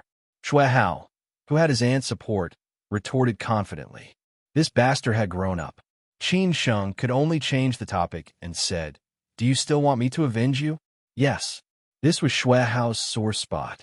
He did not want his family to get involved, but this matter had to be solved. Otherwise, he would be bullied in school. "Then shut up," Qin Sheng shouted angrily. This time, Shui Hao admitted defeat. He obediently shut up and followed Qin Sheng to the first floor to reduce the inflammation and put on a Band-Aid. After a busy morning, Qin Sheng and Shui Hao were hungry. They went to the staff cafeteria for lunch. The food in Shangshan Ruoshui was really good. It was a buffet mode and had everything, similar to a five-star hotel. After a full meal, an artist ran down and said, "Mr. Qin, Manager Su wants you to bring Master Shui upstairs." When Qin Sheng brought Shui Hao the private room on the second floor, Shui Qingyin and Manager Su were chatting happily. Shui Qingyin smiled and said, "Brother Su, I'll make a move first. Take care of the rest. Qingyin, don't worry. I will arrange everything in the afternoon. Moreover, Brother Jiang is here," Su Lansheng replied politely. Shui Qingyin got up and said softly, "That's good. Let's go." Shui Qingyin took her bag and pulled Shui Hao to leave. She ignored Qin Sheng. Su Lansheng had already explained that Qin Sheng was just an employee who had not joined Shangshan Ruoshui yet. No wonder she did not know him. She would not care about an ordinary employee. Shui Hao turned back and whispered to Qin Sheng, "Don't forget about us. Call me later." Su Lansheng asked Qin Sheng to wait in the room while he personally sent Shui Qingyin off. He would not neglect any member of Shangshan Ruoshui. He remembered every member's habits and hobbies. He would never miss the greetings and gifts during the New Year. Finally, after sending off the aunt and nephew, Qin Sheng let out a long sigh of relief and looked at the layout of this private room. The style of this private room was different from the one he stayed in the morning. This private room was bigger, and there was a tea table for 6 people in the center. A few minutes later, the door was pushed open. The absolute girl killer, Su Lansheng, was back. This kind of successful middle-aged man was fatal to girls in their 20s and 30s. Su Lansheng was definitely more charming than Jiang Xianbang. Manager Su. Qin Sheng came back to his senses and politely greeted him again. Since the opening of Shangshan Ruoshui, Su Lansheng had been in charge of everything. Jiang Xianbang had never interfered with human affairs. This was the first time that Jiang Xianbang had arranged for an outsider to enter. Su Lansheng would not think that Jiang Xianbang did not trust him. Otherwise, he would have interfered long ago and would not have arranged for such a young man. Therefore, Su Lansheng believed that the relationship between Qin Sheng and Jiang Xianbang was not simple. Qin Sheng, there is no outsider here. You don't have to be so polite. Just call me Brother Su. After confirming the former point, Su Lanqing also knew how to get along with Qin Sheng. He must not treat him as a superior and subordinate. Qin Sheng was not modest and said, "Then I will listen to Brother Su. Don't just stand there. Sit down and talk," Su Lanqing said casually. Qin Sheng waited for him to sit down before sitting next to him. "Qin Sheng, Brother Jiang has told you everything about you. I guess you already know about Shangshan Ruoshui. You know what kind of place it is. Brother Jiang must trust you for letting you come here. But do you have any requirements for this job?" "Just tell me," Su Lanqing said with a smile. There was tea on the table, and he took the initiative to pour a cup for Qin Sheng. Qin Sheng took the cup and thanked him softly. Then he said slowly, "Brother Su, I don't have any requirements. I am a young man, and I want to learn well. I mainly want to start from the bottom." "Start from the bottom? Let me think," Su Lanqing said thoughtfully. He did not know if what Qin Sheng said was true or not. If he really put Qin Sheng at the bottom, it would be okay if Qin Sheng was unhappy. After thinking about it and weighing the pros and cons, Su Lanqing still believed what Qin Sheng said was true. At least if Qin Sheng was suddenly placed in a high position, everyone would definitely be dissatisfied since he was so young and inexperienced. Therefore, he smiled and said, "Shangshan Ruoshui is neither big nor small. It can be divided into 3 parts: reception, security, and logistics. Reception is the most important. Our purpose is to serve every guest well. The second is security. The antiques and cultural relics here are of great value, and the guests here are of noble status. If anything happens, no one will be able to bear the responsibility. The last one is logistics. Which do you choose?" "Reception and security are fine. I don't have much experience in reception, but I can learn. As for security, my skills should be ranked in Shangshan Ruoshui. But I prefer the former," Qin Sheng said honestly. Su Lanqing was a little surprised. Qin Sheng did not seem to be bragging. He thought for a while and said, "In this case, you can learn first in the first month. I will find an old staff to teach you reception. Then you can contact Yuan Hua and try to familiarize yourself with Shangshan Ruoshui. You can decide what to do next month. What do you think?" "I will listen to Brother Su." Qin Sheng had no objection. Su Lanqing said kindly, "You can ask any old staff if you don't understand. Do more and suffer more losses. Build a good relationship with them. It will be good for you in the future." "I will. Thank you for reminding me." Su Lanqing had already stood up. Qin Sheng also stood up and said politely.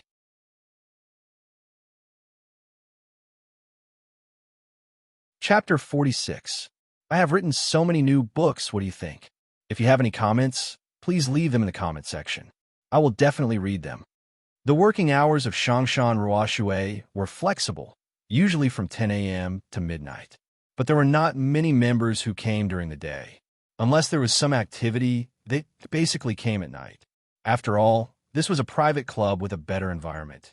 So, Shangshan Ruoshui implemented a double shift system. Su Lanqing used the internal system to call the person in charge of the administrative department and reception department to help Qin Sheng with the entry procedures. As for the salary, it had been discussed with Qin Sheng. He would be paid as an intern first and then as a formal employee after a month. The staff here were carefully selected and had a very high salary. Apart from the management, the highest salary was the artists and young masters in charge of reception, followed by the security and kitchen, and finally the administration and logistics. During the internship period, the monthly salary would be 15,000 yuan. After becoming a permanent employee, the monthly salary would be 20,000 yuan. In the future, the salary could be increased according to the situation. In addition to the various subsidies of the 5 insurances and 1 fund, the salary would definitely be higher than that of the private and foreign enterprises outside. It was said that excluding the management level, the highest annual salary would be 1 million yuan. Most importantly, the people here were at a different level. What kind of people could come to Shangshan Ruoshui? The manager of the reception department was a 36-year-old woman called Mizan. She had a natural temperament. Most importantly, she was charming but not slutty. Her eyes could definitely steal a man's soul. She used to work in airlines and international hotel groups, but was poached by Su Lansheng with a lot of money. Anyway, Jiang Xianbang was willing to spend money on Shangshan Ruoshui. Su Lansheng had something to do and had told Mizan what to do. She let Qin Sheng familiarize himself with the rules of Shangshan Ruoshui. Each department of Shangshan Ruoshui had a different dress code. The artists in the reception department all wore tight, gray dresses that showed off their figures. Their curves made men unable to stop looking at them. The childs all wore branded suits. After Su Lansheng left, Mizan walked to Qin Sheng and said, "Little brother, how old are you this year?" This sentence was very ambiguous. Qin Sheng really wanted to say, "Sister, you can try." But he still said politely, "I am 26. You're only 26 years old, but you have the taste of a 30-year-old man. You must have a lot of stories. I have wine at my place, and you happen to have stories. Do you want to go to my place tonight?" Sister said with a smile. This kind of young married woman was the killer of young fresh meat. Unfortunately, Qin Sheng did not fall for it. He maintained his shock and said, "Mizan, don't joke around." "What do you mean by joking? You're my woman in the future." Mizan teased Qin Sheng relentlessly. At this time, she had already put her arm on Qin Sheng's shoulder. The charming fragrance on her body was enough to make a man's heart run wild. Qin Sheng had intended to keep a distance from her. However, he did not expect that Mizan would be so aggressive. Qin Sheng was a little angry. He directly slapped Ms. Ann's butt and said, "Sister, don't lead a wolf into the house. I'm afraid that you can't take it." This action directly stunned Sister Anne. She did not expect Qin Sheng to be so unscrupulous. When those young people who just came to Shangshan Ruoshui saw her, no matter how much their blood boiled, they had to bear it. Qin Sheng was different. After doing this, Qin Sheng quietly took 2 steps back and stared at Mizan, who had not come back to her senses, with a faint smile. He was not afraid that Mizan would do anything to him. "Brat, you're really something. You even dare to take advantage of me," said Sister Anne with a frown. Qin Sheng knew that Mizan was not angry. He laughed and said, "Who asked Mizan to seduce me like this? How can I take it? If I am indifferent, doesn't it mean that Sister Anne is not charming enough? Oh, you have some skills. Interesting, interesting. Aren't you afraid that I will make things difficult for you in the future?" Being seen through by Qin Sheng so easily, Mizan was not interested in teasing him anymore. Qin Sheng said seriously, "I know, Mizan is not such a person. You're good at talking. I'll remember this first. I'll deal with you later. Let's talk business first." Mizan stared at Qin Sheng and replied with a cold face instantly. Qin Sheng nodded and listened to Ms. Anne's teaching. "Have you seen the movie The Grand Budapest Hotel?" Mizan asked casually. Qin Sheng said thoughtfully, "Yes." "Then do you understand what I want to say?" It was easy to talk with smart people. Mizan felt that Qin Sheng was quite clever. Gustav, the concierge, was just an ordinary concierge from beginning to end. But he could become friends with so many high-ranking officials and nobles, and even become their most trusted person. This might be the highest realm of service. What Mizan wants to say is that if you want to be an excellent service staff, you have to be like Mr. Gustav. You have to be sincere to every guest and become friends with them. You have to think about everything for them. If you can't do it, you have to find a way to do it. Qin Sheng said a few words casually, which was roughly what he meant. In fact, everything was like this. Mizan ignored Qin Sheng's words. The Grand Budapest Hotel is a must-see movie for every receptionist. Maybe you think that Gustav is just a character in the movie, but that's just because you haven't seen him. Many housekeepers of big families in England are even better than Gustav. This may be a bit far-fetched. I used to work for Intercontinental Hotels, and I've seen a lot of such concierges. There's a legendary concierge at the Peninsula Hotel in Hong Kong. Do you know why many rich and famous people would rather stay at the Peninsula Hotel instead of staying at home? It's because the Peninsula Hotel is so meticulous. That concierge is almost 70 years old now, but he's still the most popular concierge at the Peninsula Hotel. Many distinguished guests ask him to serve them when they stay. He's friends with many big shots. Just like in a movie, There were two childless rich people who directly made a will to inherit their inheritance to him. Do you think such a person is great? Qin Sheng listened with great interest. He knew that this was not a story, but a real person. If you haven't experienced many things, you won't know how great some people are. This kind of person, no matter what they do, can succeed. Awesome. Thank you for your teaching. Mizzen Qin Sheng has learned a lot. Qin Sheng listened like a primary school student. Mizzen patted Qin Sheng's shoulder and said, Qin Sheng, do you know what my first impression of you is? Qin Sheng shook his head. He didn't know. Mizzen smiled and said, although I'm not a big shot, I should have seen more than you. It just so happens that I'm good at judging people.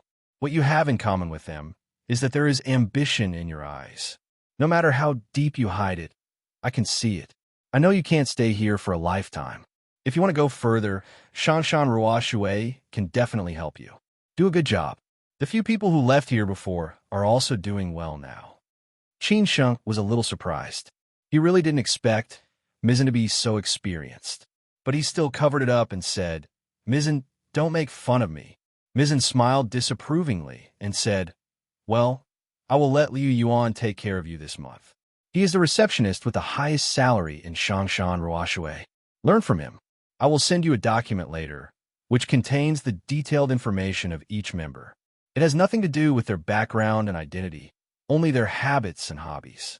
As for the rest, it depends on your ability. Thank you, Mizzen Qin Sheng smiled slightly. Mizzen took Qin Sheng out of the box and went directly to the basement floor. First, Qin Sheng went through the entry procedures and received the clothes and other things. When Qin Sheng changed his clothes and came out, Liu Yuan was already waiting for him outside. Liu Yuan was 175 meters tall. His eyes were soft, and he had a smile on his face. He wore a pair of retro round glasses and had a small stubble. When he saw Qin Sheng, he smiled and said, Little Qin, I am Liu Yuan. Mizzen asked me to come over. Brother Liu, I will trouble you in the future. Qin Sheng, who was dressed in a suit and leather shoes, was very handsome. He shook hands with Liu Yuan and replied. Liu Yuan smiled and said, Don't mention it. We will be colleagues in the future. You will follow me this month. I don't have any requirements, only one request. Brother Liu, what is it? Qin Sheng asked quickly. Liu Yuan still smiled kindly and said, When you go to work, follow me and do whatever I ask you to do. Just listen and see. Don't ask and don't talk, okay? No problem. I will listen to Brother Liu. Qin Sheng replied without hesitation. Liu Yuan did not hesitate and said directly, Then let's start now. There will be a salon a while. Follow me to decorate the box. There is a member whose horoscope is opposite to the water. The water view in the big box needs to be removed. A simple sentence made Qin Sheng understand a lot of things. This Shanshan Ruoshui was really not simple. Uncle Jiang, you are awesome. Therefore, Qin Sheng followed Liu Yuan and was busy for the whole afternoon. He also got to know a lot of artists in Shangshan Ruoshui. He had to say that the artists here were all great beauties. He really did not know where to find them. At about 3 o'clock, Jiang Xianbang came. Every artist who saw Jiang Xianbang bowed his head respectfully and called him Mr. Jiang. Those who were familiar with him would call him Uncle Jiang or Brother Jiang. When Jiang Xianbang saw Qin Sheng, he turned a blind eye and walked directly to him, which made Qin Sheng feel relieved. Before the salon began, several big shots came to Shangshan Ruoshui. Qin Sheng knew some of them and did not know some of them. Qin Sheng just stood aside and was received by other artists. Liu Yuan whispered to him what characteristics each member had. At 7 o'clock, Liu Yuan told Qin Sheng that he could get off work and go back. There was nothing important in the evening and no members would come. In the past, he would tell Qin Sheng in advance. Qin Sheng changed his clothes and came out. He happened to meet Yuan Hua, who went home from work. Yuan Hua drove away and offered to give Qin Sheng a ride. Qin Sheng smiled and declined. He took the bus directly back to Thompson Golf. In these 2 days, he would find time to find a house nearby. It would be best if it was close. On the bus, people came and went in an endless stream. Every passerby had their own life and story. Some of them might have been numb, and some might be fighting for their dreams. Outside the window, the lights were on. Compared with the daytime, Shanghai at night was more prosperous and full of temptation. Qin Sheng's heart was like still water. He knew that everything had just begun. This was just the first step, but no matter what, he would conquer this city.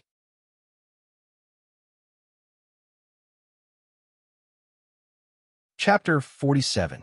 When Qin Sheng returned to Thompson Golf, Han Bing and the rest had already returned. With Hao Lei and Chang Baji's protection, Han Bing was absolutely safe. Moreover, Zhou Wenwu and Zhao Dongsheng were already dead, so she was no longer in danger. Others only cared about the Han family's business, so they would not take the risk to target Han Bing. However, there were 2 big trucks parked in front of Thompson Golf, and many workers were moving things from the villa, which made Qin Sheng a little curious. Chang Baji and Hao Lei were directing the workers, but the servants in the villa were all gone. After Qin Sheng greeted them, he was puzzled. What's going on? Han Bing is going to sell all the houses under Han Guoping's name to pay off the company's debt. She said that it's useless for one person to have so many houses, so she will only live in Huaran Nai Malbund, Hao Lei explained casually. Qin Sheng thought about it and agreed. At Han Bing's level, it was indeed useless for her to have so many houses, not to mention that she was now all alone. Oh, so it's like that, Qin Sheng said thoughtfully. Chang Baji walked over and asked, "How do you feel on your first day at work? If it's not good, we'll go back to Xin. Then I'll make sure you don't have to worry about food and clothing." No matter how hard or tiring it is, I have to have a place in Shanghai. If I go back with my tail between my legs, how shameful would it be? Qin Sheng said half-jokingly. Chang Baji patted the dust on his body and said disdainfully, "You young people are so arrogant. Sooner or later you'll be beaten black and blue by reality. Even if you're beaten black and blue, at least you won't have any regrets." Hao Lei echoed, obviously standing on Qin Sheng's side. Han Bing, who was wearing slippers and an apron with her hair tied up, ran out at this time. She looked like a young housewife, completely unlike the petty bourgeois with outstanding taste. She shouted to Chang Baji and Hao Lei, "Dinner is ready. Let's eat." Seeing that Qin Sheng was also there, she was quite surprised and said, "Hey, you're back. I was just about to call you. Come in and eat." Qin Sheng stared at Hao Lei and Chang Baji dumbfounded. "What the hell? Can this woman's food be eaten? You're asking us? Who should we ask?" Hao Lei spread his hands and asked with a dumbfounded look. They had never eaten it before. Wasn't that obvious? In the dining room of the Han family's villa, all the servants had been dismissed by Han Bing today. After all, Han Bing had worked for the Han family for so many years and did not let them down. The severance pay was very generous. Therefore, only Qin Sheng and a few others were left in the villa. On the dining table, there were 6 dishes and 1 soup. This was the result of Han Bing's early return from work. At least on the surface, it did not look so unsightly. "Are you sure it's edible?" Qin Sheng asked cautiously. Hao Lei also joked, "Big Missy, we don't have any grudges against each other in the past, right? We've always been at your beck and call. You don't have to treat us this way." Chang Baji said with a gloomy face, "Han Bing, just tell us what we did wrong. Tell us, and we'll change, okay?" The 3 of them used different ways to make fun of Han Bing. Han Bing's face changed from a smile to a gloomy expression. Finally, she slammed the table and said, "Are you going to eat it or not?" "Eat," the 3 of them said at the same time. Han Bing was satisfied. She put her hands on her waist and said, "If I don't show my power, you'll treat me like a sick cat." The 3 of them looked at each other. They had the mentality of a hero who would never come back. Finally, they risked their lives to taste Han Bing's cooking. Everyone tasted a few dishes. At the same time, they revealed an inconceivable look. Han Bing, who was at the side, asked impatiently, "How is it? How is it?" "Not bad, not bad," Qin Sheng said slowly as he chewed. Hao Lei complimented, "Delicious, really delicious." "It's okay. It's edible," Chang Baji said lightly. Qin Sheng asked doubtfully, "Haven't you tried it yourself?" "Nope. Isn't it to leave the suspense at the end?" Han Bing took off her apron and shook her head innocently. "Then you can try it yourself." Han Bing sat down and picked up the chopsticks. She tasted a few mouthfuls of each dish. It was not as amazing as she had imagined, nor was it that bad. It could only be said to be ordinary. She finally let out a long sigh of relief. She was afraid that these people were acting. You're quite talented. I didn't expect a rich young lady like you to know how to cook. Qin Sheng ate with relish. After a busy day, he was indeed a little hungry. Han Bing said impatiently, "Don't look down on me. When I was studying in England, I often cooked by myself. You don't know how bad the food in England is. Practice more in the future. Sooner or later, you will become a chef. At least you won't starve to death." Qin Sheng laughed. Han Bing replied disapprovingly, "Cooking occasionally is romantic. Cooking every day is an old woman. I don't want to be an old woman. Do you want your wife to be an old woman in the future?" Qin Sheng was about to say no. He suddenly realized that there was a trick in her words. He immediately stopped and said, as if he was not fooled, "Maid, tricking me again. You people in big cities have so many tricks. I want to go back to the village." Qin Sheng and Han Bing laughed and quarreled. The atmosphere was finally different from before. Han Bing had also thought it through. The past was in the past. She still had a long way to go. She could only live a simple and happy life if she laughed at all kinds of things in life. Hao Lei and Chang Baji, who were at the side, only lowered their heads and ate. They were too lazy to care about the lovey-dovey couple. After dinner, Chang Baji and Hao Lei took the initiative to clean up the mess. Qin Sheng and Han Bing sat on the balcony on the second floor, enjoying the wind and drinking red wine. "How's the new job?" Han Bing asked softly. She respected Qin Sheng's choice and had no opinion on it. Qin Sheng replied honestly, "Not bad.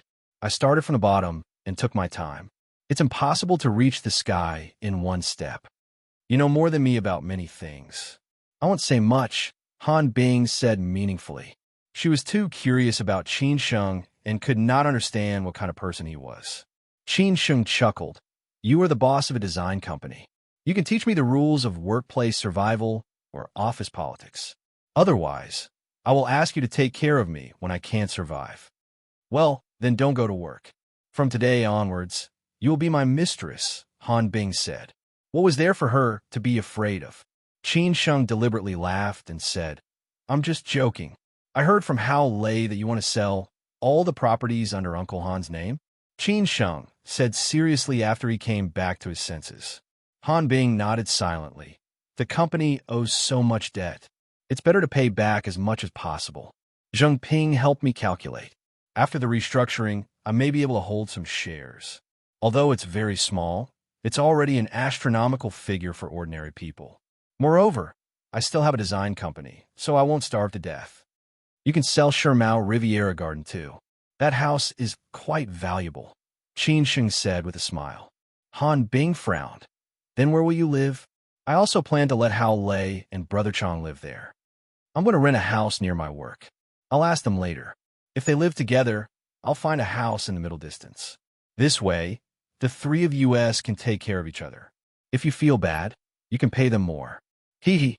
Qin Sheng thought for a while and said. He tried not to put Han Bing in a difficult position.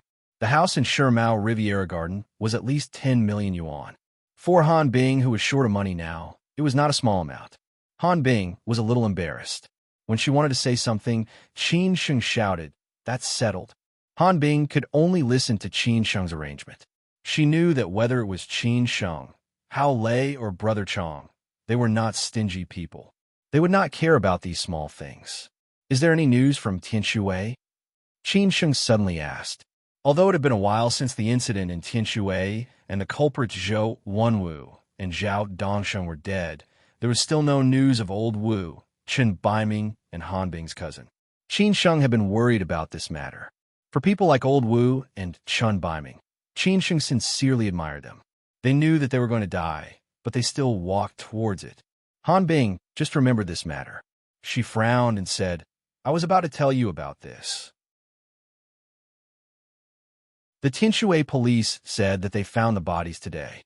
They want us to rush over to deal with the aftermath as soon as possible.